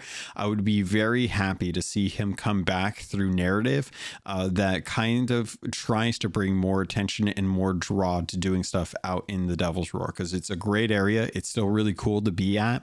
I still really like all of the different threats that are there, and having those when the rest of the server is trying to be out there is a lot of fun for a certain amount of time. You have a good opportunity, but adding content to the game that ignores the Devil's Roar is not the right answer to making the Devil's Roar something that's worth keeping.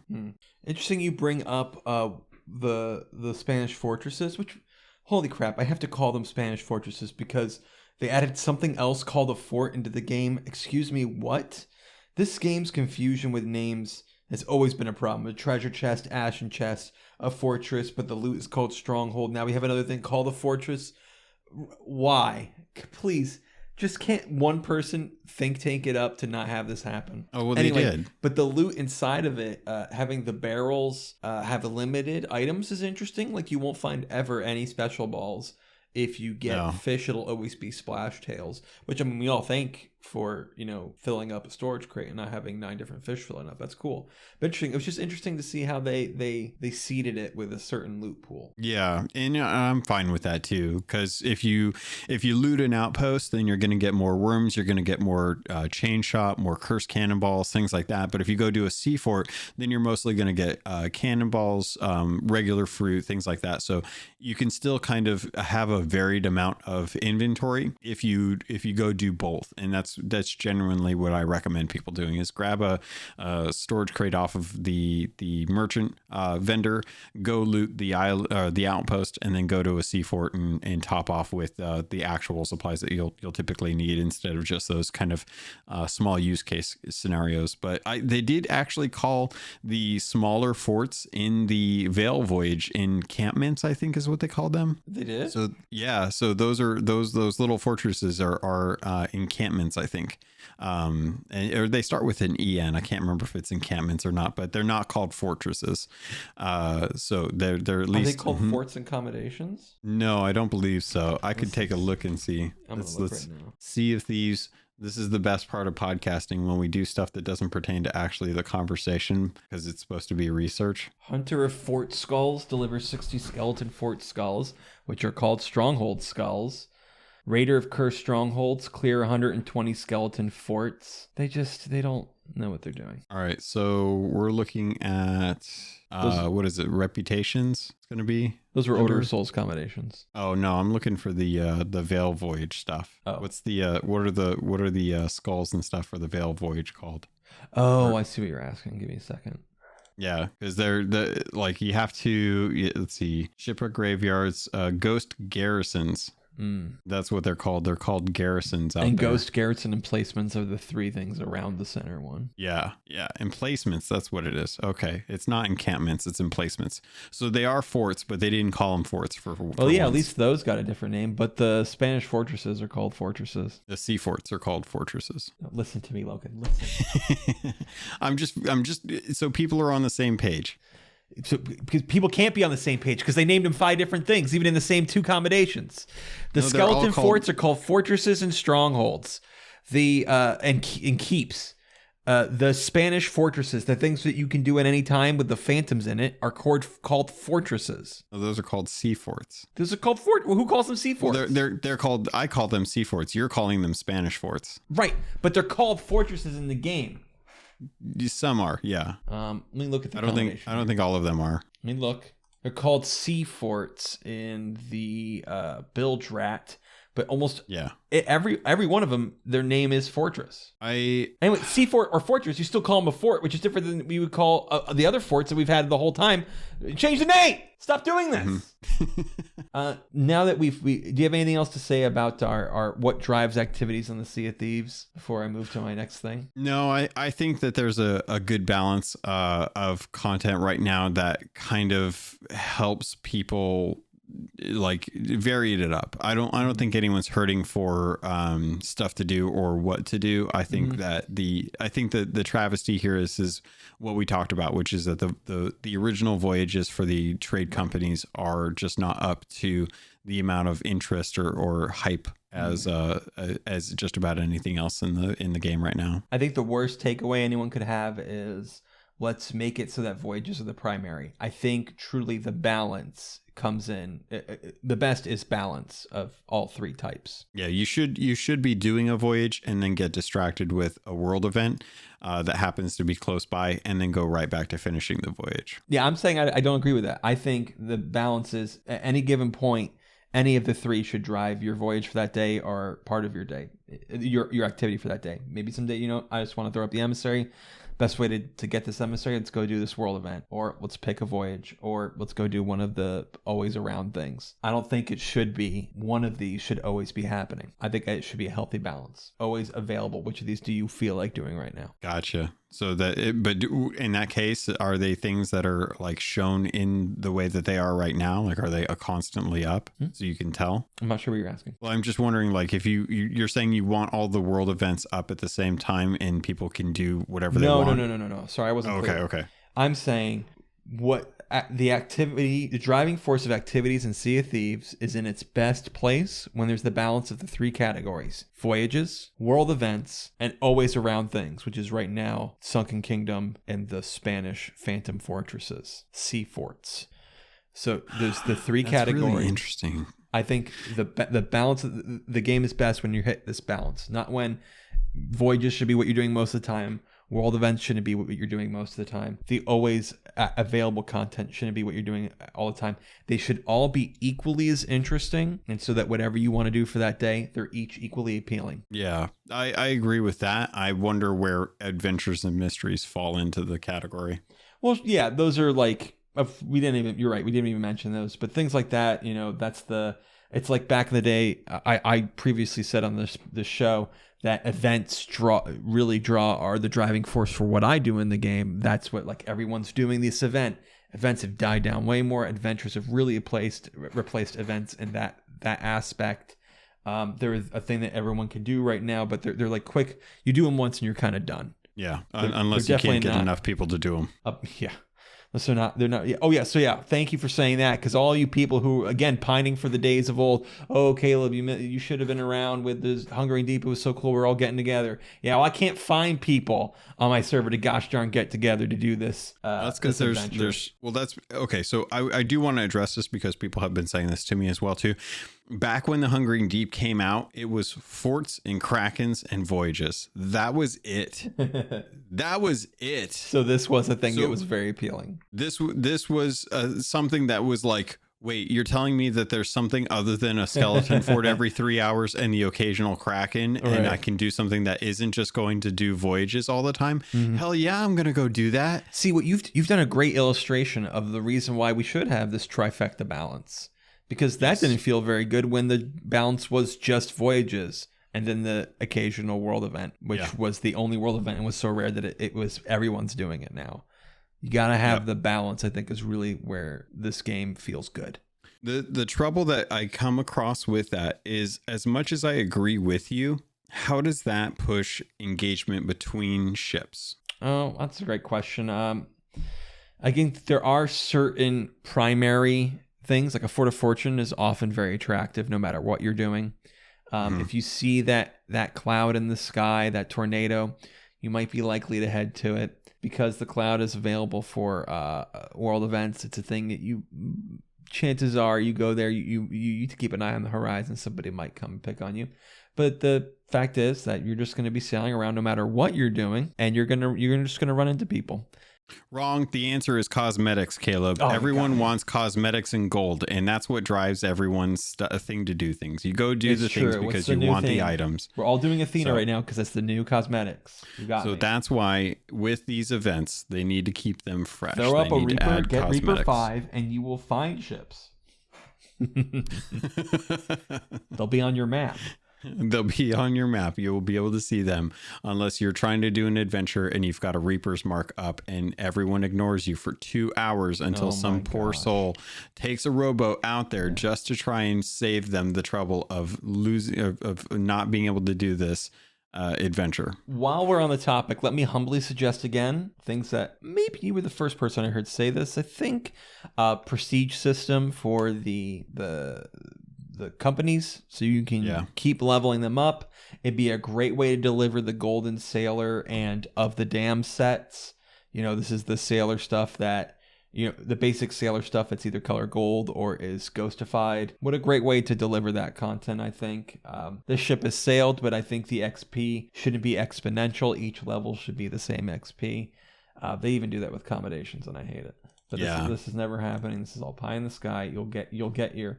I was gonna say you'll get your captaincy update before that happens, but that might actually be the case from the. Yeah, I think we might actually get the captaincy. We're seeing in game. I think you could change it to PVE servers at this point. You'll get your PVE servers before we ever see that. Yep, I've got like 2 things to say about the season 6. We get no one's. I haven't heard anyone talk about this. They cut ancient coins in half. You get half the amount of ancient coins now. Yeah. You can't buy the battle pass. I'm sorry, the plunder pass. With the ancient coins you get. Interesting, huh? They didn't mention that. No, they didn't. And it's kind of annoying because, okay, so here's the thing. I've noticed that that's the case, but I've also noticed a huge boost in ancient skelly sightings on sea forts this season. I haven't seen as many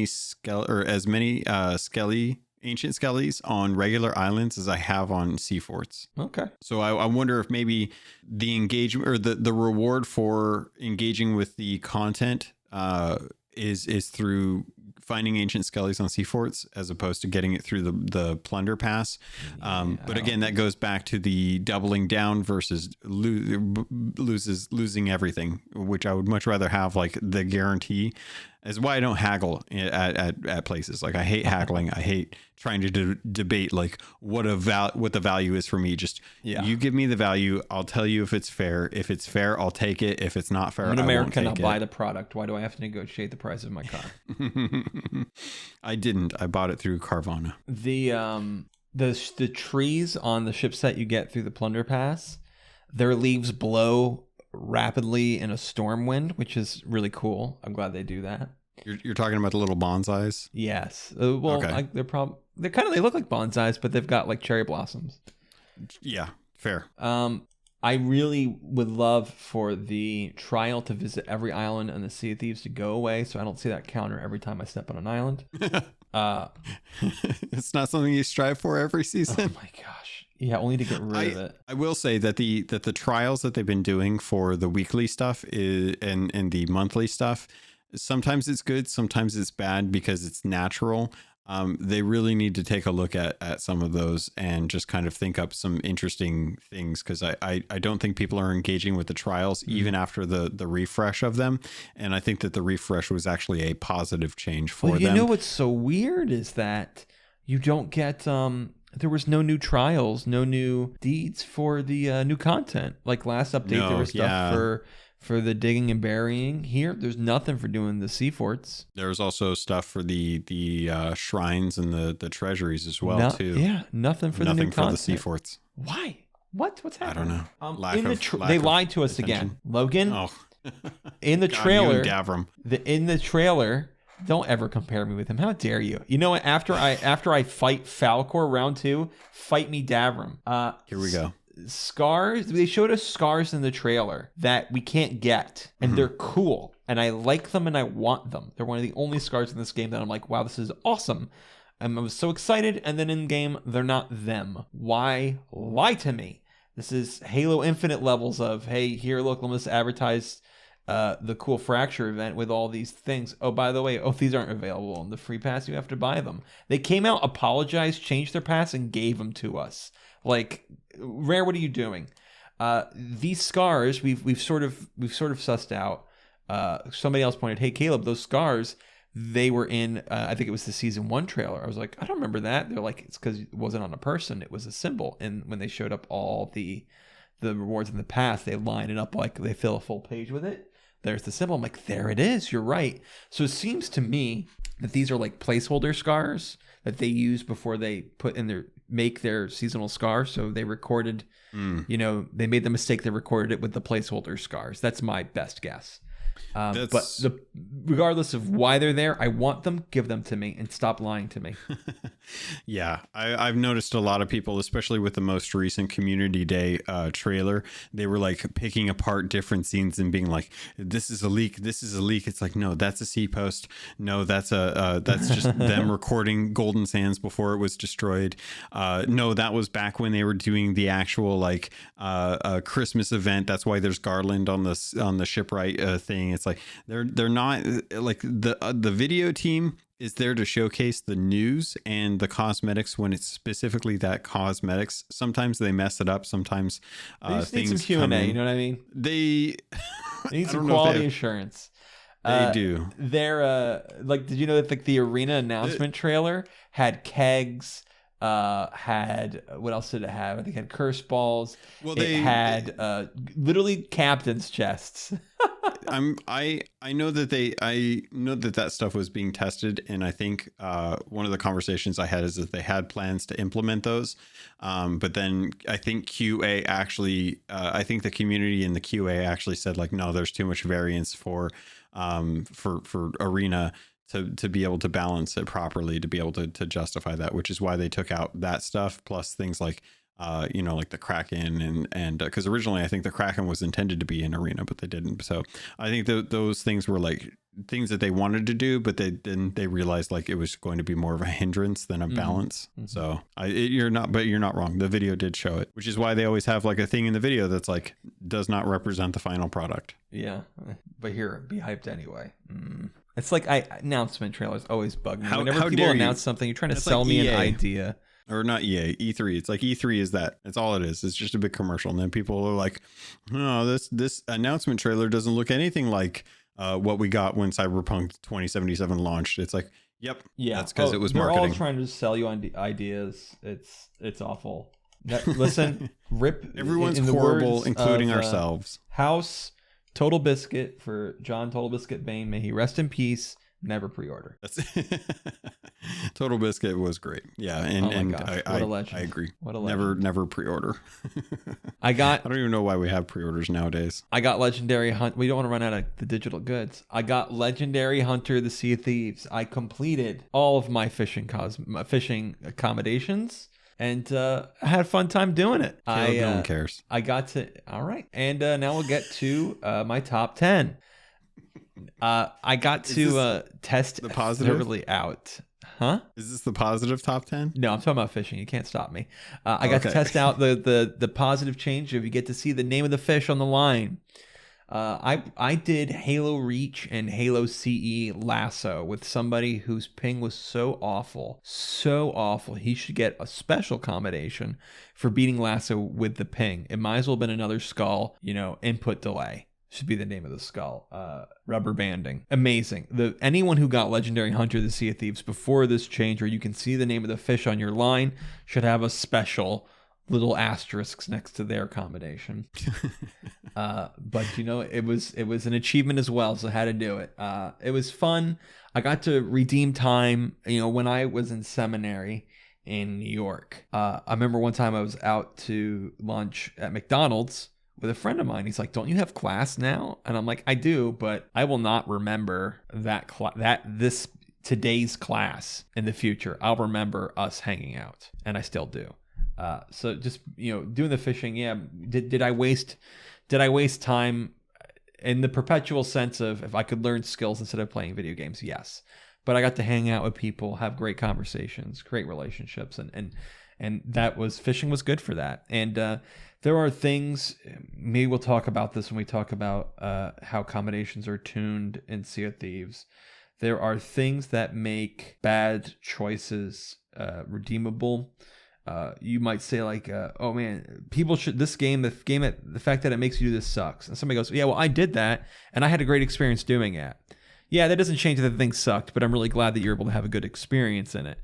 Maybe it sucked to get this many fish, but it was I was able to have fun in it and hang out with people, it was a really different experience in the Sea of Thieves. When fishing first came out on the Alliance server, it was the most chillest time. Not even on Alliance servers, on every server, it was chillest time. Most people you saw were fishing. You come across them, you're all friendly, throw up the Alliance flags, and it was a resurgence of that for me. Just fishing, just chilling. People come up on us and they'd be like, "Oh, you're just fishing. Sorry to bother you, and repair my ship for me." It was fun. It's cool that they've added pondies to the sea forts.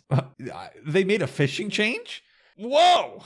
You still can't. We just talked about you can't do it at shipwrecks. The new world events, freaking Ashen Lord, Flameheart when that was a world event, Fort of the Damned, I'm not sure about that one. You can't get fishing there. But these, they added pondies. It's now the best place to get pondies. New guys won't spawn on you. And you've got 4 places to cook. Really cool. Funny, there was a patch note that said players will no longer find pondies at Blackwater Enclave. We were fishing for ashen fish, and then we were moving northwest, and we passed Blackwater Enclave, and somebody said, "I just got a pondy." And we were all questioning him, and then it happened to me, and I went, "I got one too." So no longer we were going to ridicule that guy and then always be like, "Did he really get a pondy?" We really did. We were so shocked by it. And then when we saw these patch notes, we're like, "Aha, it wasn't just us." That was so weird. But we got to talking, redeeming the time while we were fishing. And I gave you this question about, I don't know, when did we last talk about this? A month ago, maybe? I said, this is a question I'm going to ask you. And it's the question we pondered a lot is, what would a Hunter's Call update look like? What would your version of a Hunter's Call update be? And I'll give you quickly what we, sort of the consensus was, the best idea that we ever came up with while we were fishing was, sure, everyone's going to say, add new fish. Oh, they're cute little baby megalodons. Are there phantom fish at the fortresses and the ghost fleets? Okay, yeah, sure. But does something have something new? Is to hunt megafauna. Maybe you have to track a megafauna down, hunt it, kill it, bring back the trophy or the meat from it or something. I think for those that don't know, can you dive into what a megafauna is? A big animal, monster hunter, but it doesn't necessarily need to be a giant monster.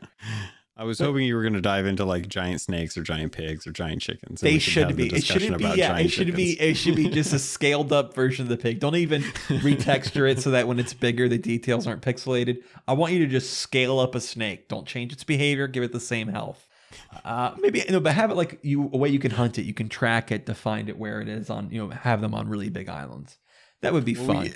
We can finally have our giant crabs. I think the thing that would have been interesting is we have the tech in place, and they use this with the Fate of the Morningstar crew, where you use the lantern to go track down the footsteps of the crew members over on Old Faithful Island. Mm-hmm. The tracking functionality is in the game. We just need a way to kind of unveil it or kind of have it surfaced in a way that is tied to Hunter's Call, where you can go after these larger animals, these kind of trophy animals and stuff, and go do that.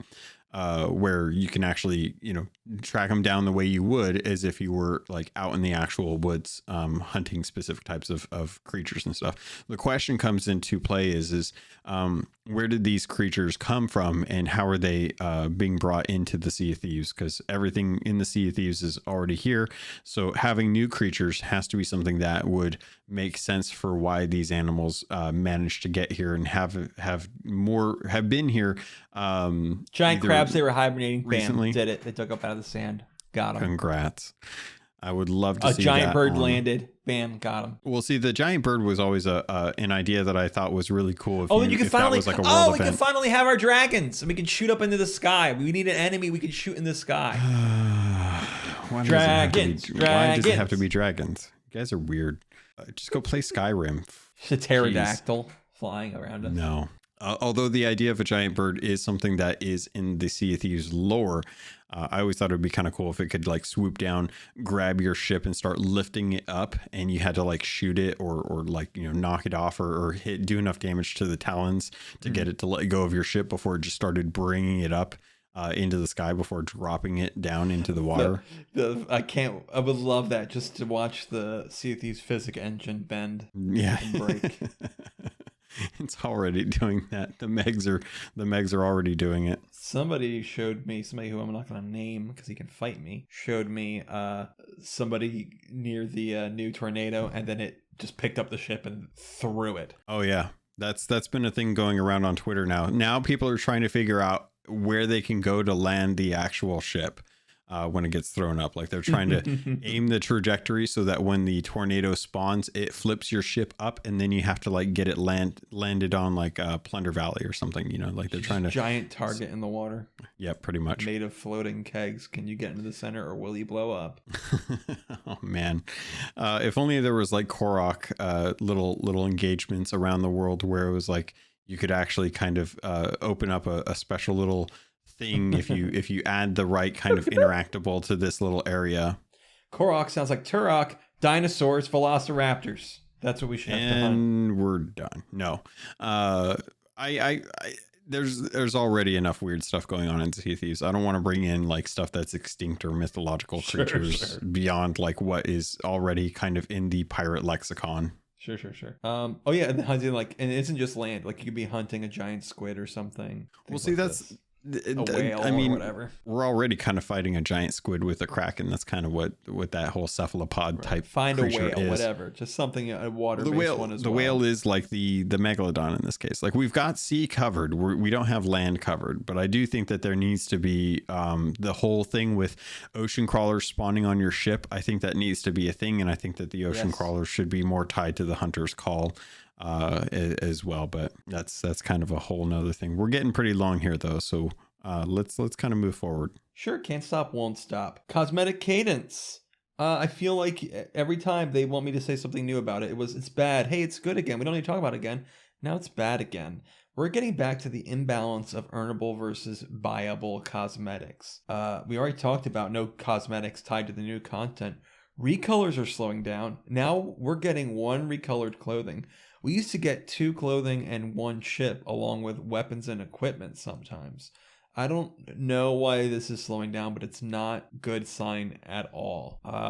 instead I wonder. go ahead. I just wonder if it's maybe tied to seasonal content or adventures. Like maybe they're looking to do that. I know what you're talking about. Like we've only gotten, I think, was it just the one set that came with season 6 so far? Yep. I mean, I guess you can count the new Athena stuff, but that's a permanent, like, sort of voyage type. No, I'm talking about just what comes to the actual clothing vendor. Yep, just one. Like we've only one so far. But I mean, we still have 7 weeks left though. And it was clothing that I got from Twitch drops. No, there was a new set that came out because I had to buy it.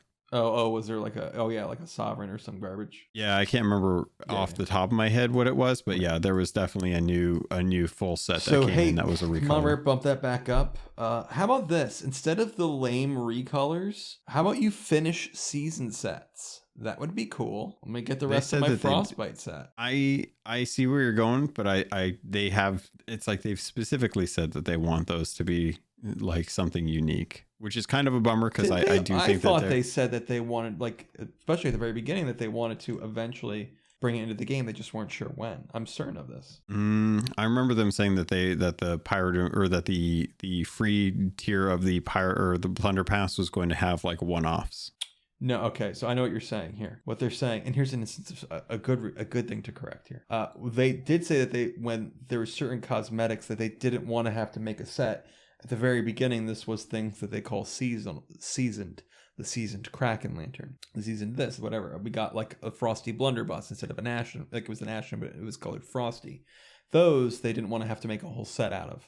Yeah. Is that not what you're talking about then? What I'm saying is, I'm specifically talking about what is going to be reoffered. They did talk about wanting to make available the stuff that you could get in the free pass. So eventually, we would get the Frostbite stuff that we got in season 1. It's been over a year. We haven't gotten it back yet. And we haven't heard hide nor hair about when it's or how it's going to come back. I suggested earlier that we should do it doubloons. I feel like we are talking about the same thing because you're talking about them bringing the rest of the set for like the first. So what I'm saying is, assuming that those are eventually going to come back one way or another, what we could do instead of getting these sort of really lame recolors of sets that have been around since the beginning, why don't we finish up the big clothing set? I don't need I understand we're only going to get one Frosty Blunderbuss, but we have a whole Frostbite clothing set, and even if a cannon and a fishing rod, let's finish that off. We've got this whole Spanish clothing set. We should finish that off. The clothing sets, let's instead of recolors, let's fill out the rest of their sets. So that if we have like the main components of the Spanish Conquistador set, like we get like the full weapon loadout, the full equipment loadout. Okay. See, now that is that's a great way to introduce new buyable cosmetics into the game. That's not just, hey, the Admiral set's green now. Yeah. But I do like some of the, like we got a seasonal one of the hunter jackets was a season reward, and it's a white one. Yeah. And I absolutely really do actually like that one. Yeah, I love the wheel, the skeleton wheel that turned white. Yeah, but they pretty much flat out said those are just one-offs. Yeah. See that, and you're wanting them to flush those out, or is that me not understanding you correctly again? I'm not talking about flushing that out. Do I or do I not? Yeah, I would love it because I love that Frosty Ashen set. I don't think it'll ever happen. That's not what I'm talking about right now. I'm just talking about finishing those big clothing sets. Okay. Those was what we should expand. They're full sets. Maybe this is, I think the recolors are an easy way to add an additional gold sync to the game. Mm-hmm. That's my assumption, is that these are something that they can put in that is going to be kind of low on development cycles. And just allow us they're real low now that they're only giving us one, that they're really slowing it down. Yeah. So maybe they're putting that effort towards other stuff that's coming. And my biggest trouble with paying real money for cosmetic ship sets or anything is that we have so many, or I anyway have so many cosmetics. I like to switch between them. So it's hard for me to justify spending real money on a ship set that I'm going to use occasionally. And especially like when I'm sailing on a sloop, those generally don't look super great. It's on brigs and galleys that they really flourish. So it makes it hard to pay real money for it. Yeah. I think that the ship's cosmetics are just kind of like the big ticket item for their emporium. Sure. Oh yeah, definitely. I don't think that's gonna change, but I know what you're talking. I agree with how you're talking about as far as like the difference between the different ship types. Well, I think we can leave all these other little things for another time and get to our top 10 list. How do you feel about that? Yeah, let's do it. Here's one thing I demand I mention real quick. Here's a quote from the patch notes. Snakes and pigs have been demoted from Seafort captain status and now award the correct seasonal round. Gosh darn it, I hate that I didn't figure that out before that got patched. Any way for you to get the commendations before Can you imagine just blitzing through it by killing a bunch of snakes? Hey, listen, you remember when the Listerine bottles counted as double when they first came out? And now there's this one combination that they said they fixed, but literally as recently as yesterday, it wasn't fixed. Where you can do the new Voyage as a grade 5 emissary. New Veil Voyage Progresses based on the size of your crew. Yeah. That I actually like that. I actually think they should take a lesson from that, and that is when it's the newest thing, we should have the ability to progress at least some parts of it faster than down the line. We saw this with events where you could get the Gold Hoarder's Sword by doing whatever the event was, which is a relatively easy task.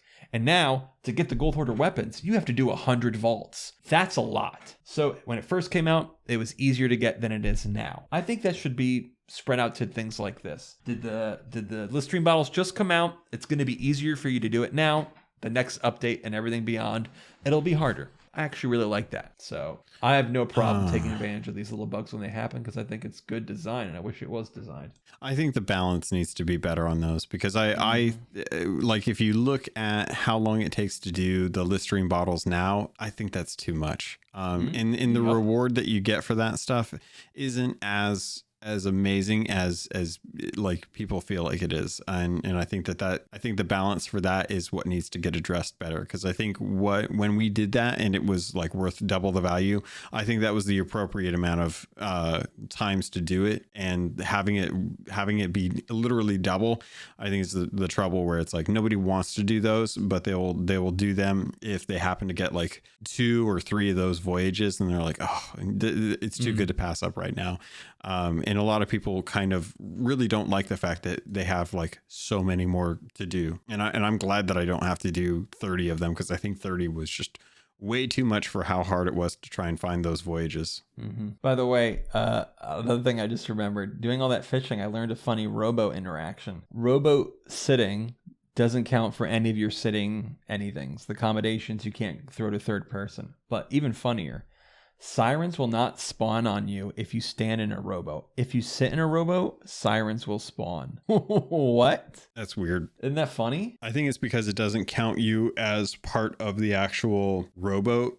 But in the rowboat, maybe your butt clips into the water and it's like, oh, you're in the water, siren. No, I think it has to do with the logic's placement of your pirate. Like you're technically on land when you're on like a megalodon. Like it just counts it as you being on a physical object.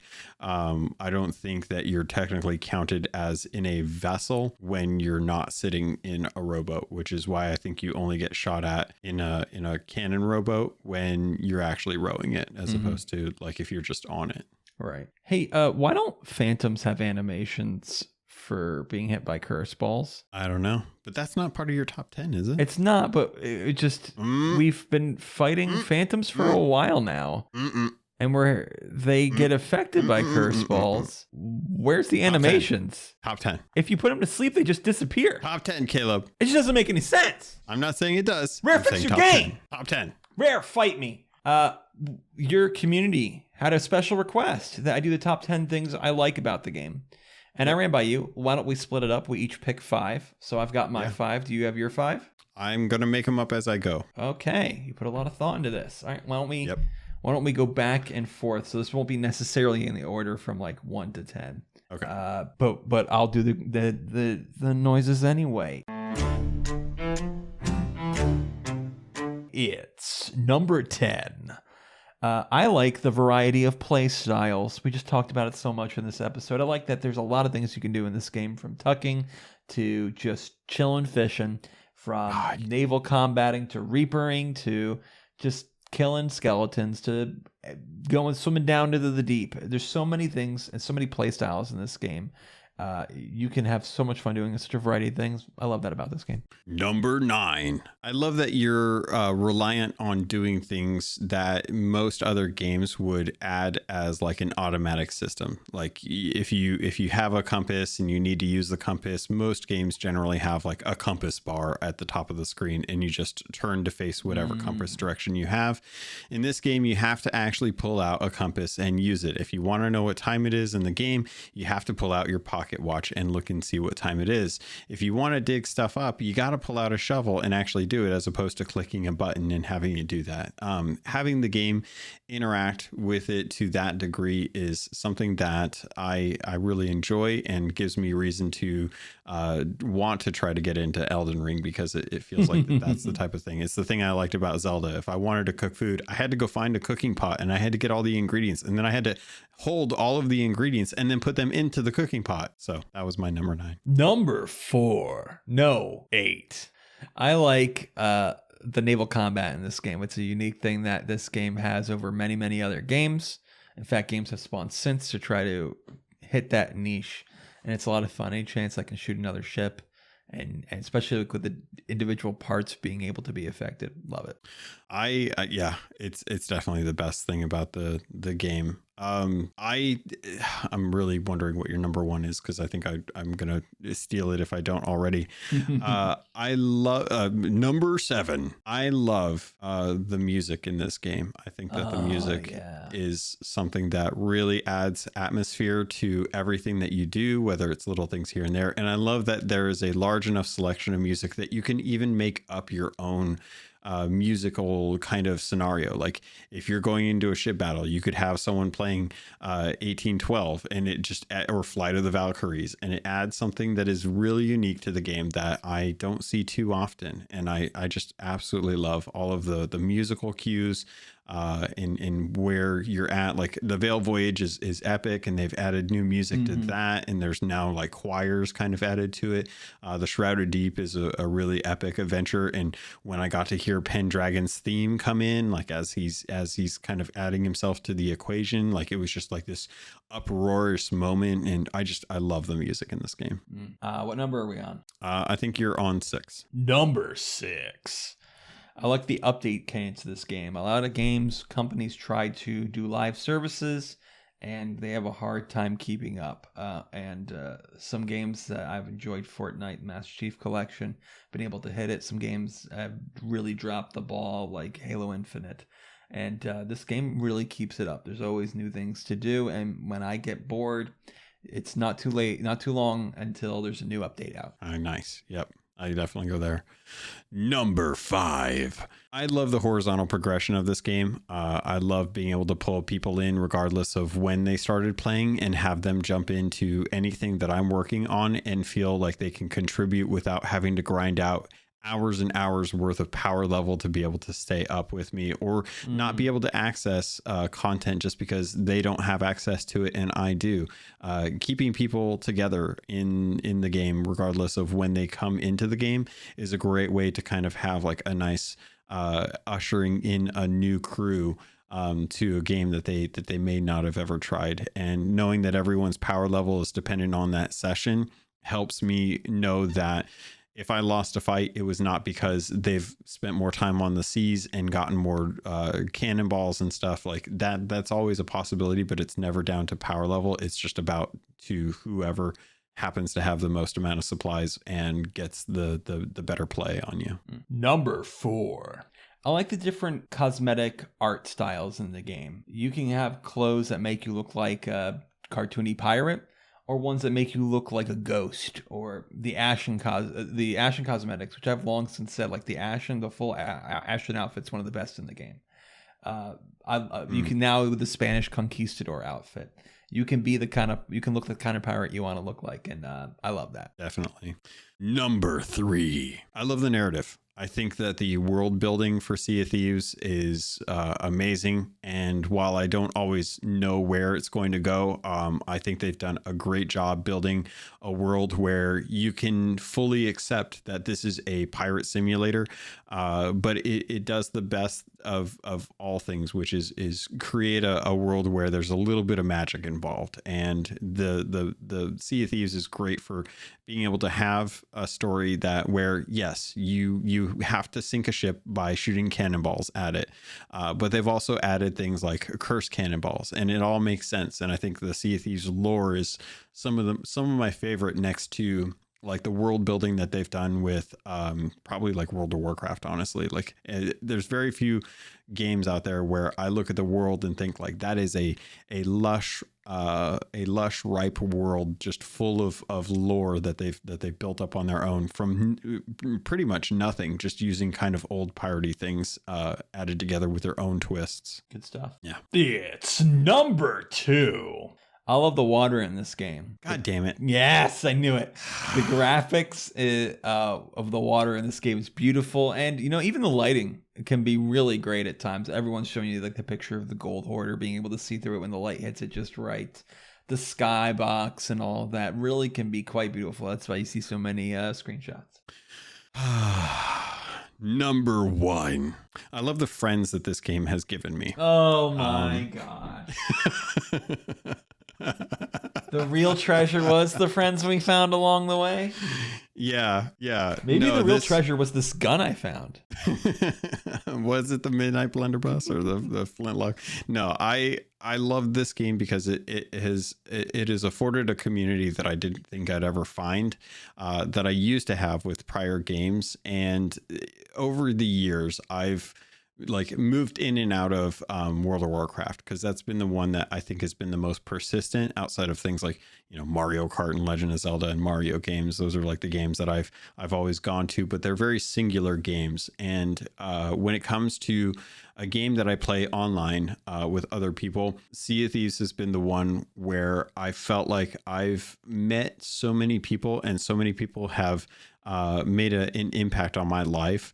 And I don't find that with other games right now. I've yet to find that with other games. Being able to meet people on Sea of Thieves and actually interact with them and have different interactions with them, while not always like good, always interesting. And I think that this is one of those few games where, because it's an open world environment and there's only a certain number of people on the seas, you're more likely to either like sink in silence or run across a really interesting crew and end up making friends with them as a result.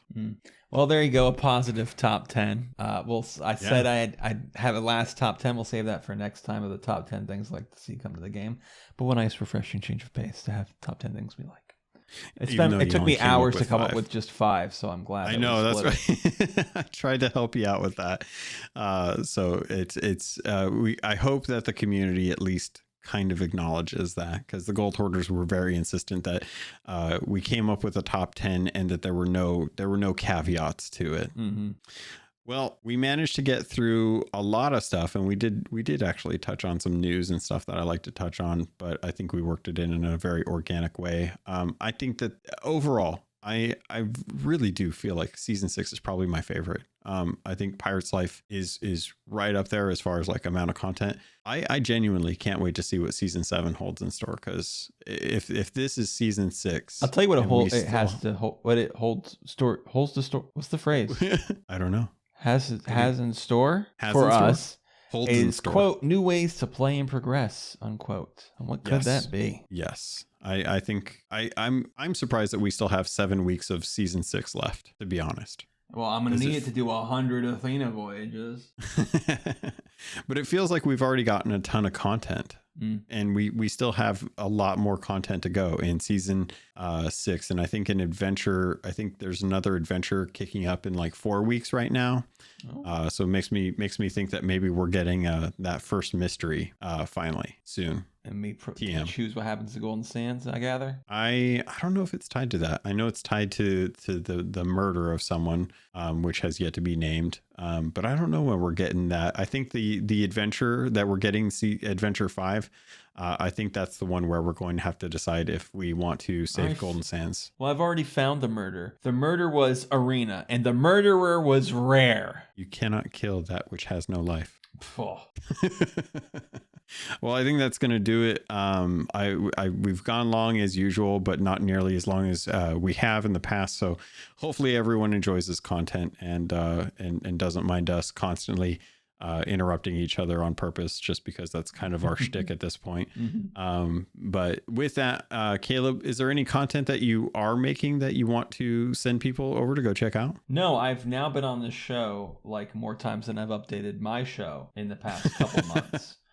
So if you want some back catalog while I'm procrastinating, go to tblazer.net. That's the letter T, blazer.net, to see what shows we have. We archive Tales from the Lich and Actual Play. We have the Actual Play we host, Trailblazers, start with Season 2. And we got Trailblazer Academy, which talks about how to play Pathfinder and some topics at large about role-playing games. I'd recommend starting with the episode on comedy. We had some great guests on that episode. Literally my favorite episode of the show. Genuinely, one of these days, we actually have to sit down and do the Sea of Thieves RPG. Certainly, yes. I would have already bought the digital edition if it came with the sale, but it didn't. No, so I was like, okay. Yeah. If I could give you that sale, I would. But don't bother. I'm not going to use it. I'm just a completionist. Disease. Don't feed my problem. I'm sorry. I will never give you anything ever again outside of another opportunity to be on this show. And Pirates, with that, thank you all. If you want, I will have the links to Caleb's content in the show notes, along with the ways that you can get a hold of me. And I think that's going to do it for another episode. I will have a regular outro after this. But Caleb, thank you as always for joining me as we sit down to constantly berate Rare for doing things in the game that make no sense, that they have to fix right away, because that's just how gamers are, I guess. All right, Pirates, that's going to do it for this episode of the Keelhauled podcast. Thank you all so much for joining us this week. And if you'd like to get a hold of us, feel free to head over to the show notes. There's plenty of ways to do so. All the show notes have the contact information if you want to get in touch with us. And I think with that, Pirates, thank you. I love you, and I look forward to sailing with you on the Sea of Thieves.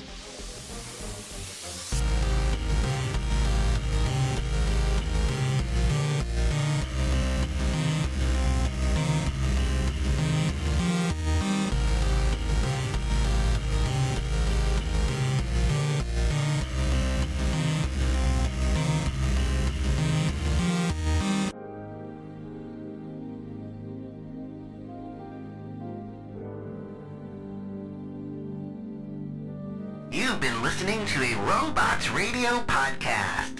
Smart shows for interesting people. Check out all the shows at robotsradio.net. Hey Guardians, we are the Destiny Show Podcast, a weekly podcast about all things Destiny 2.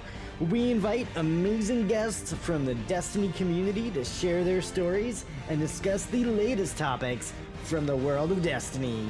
Check us out on Apple, Google, Spotify, Stitcher, or live on Twitch every Thursday night at 7 p.m. Eastern, 4 p.m. Pacific.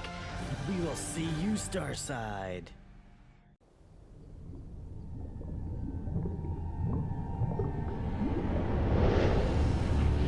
Nominated in New Jersey's Here Now Audio Fiction Festival 2020, it's BioShock, the Midnight Series. Based in the dystopian underwater city of Rapture, witness what it was like for civilians from different walks of life before and after Andrew Ryan's city fell. It's a tale of deception, downfall, and survival.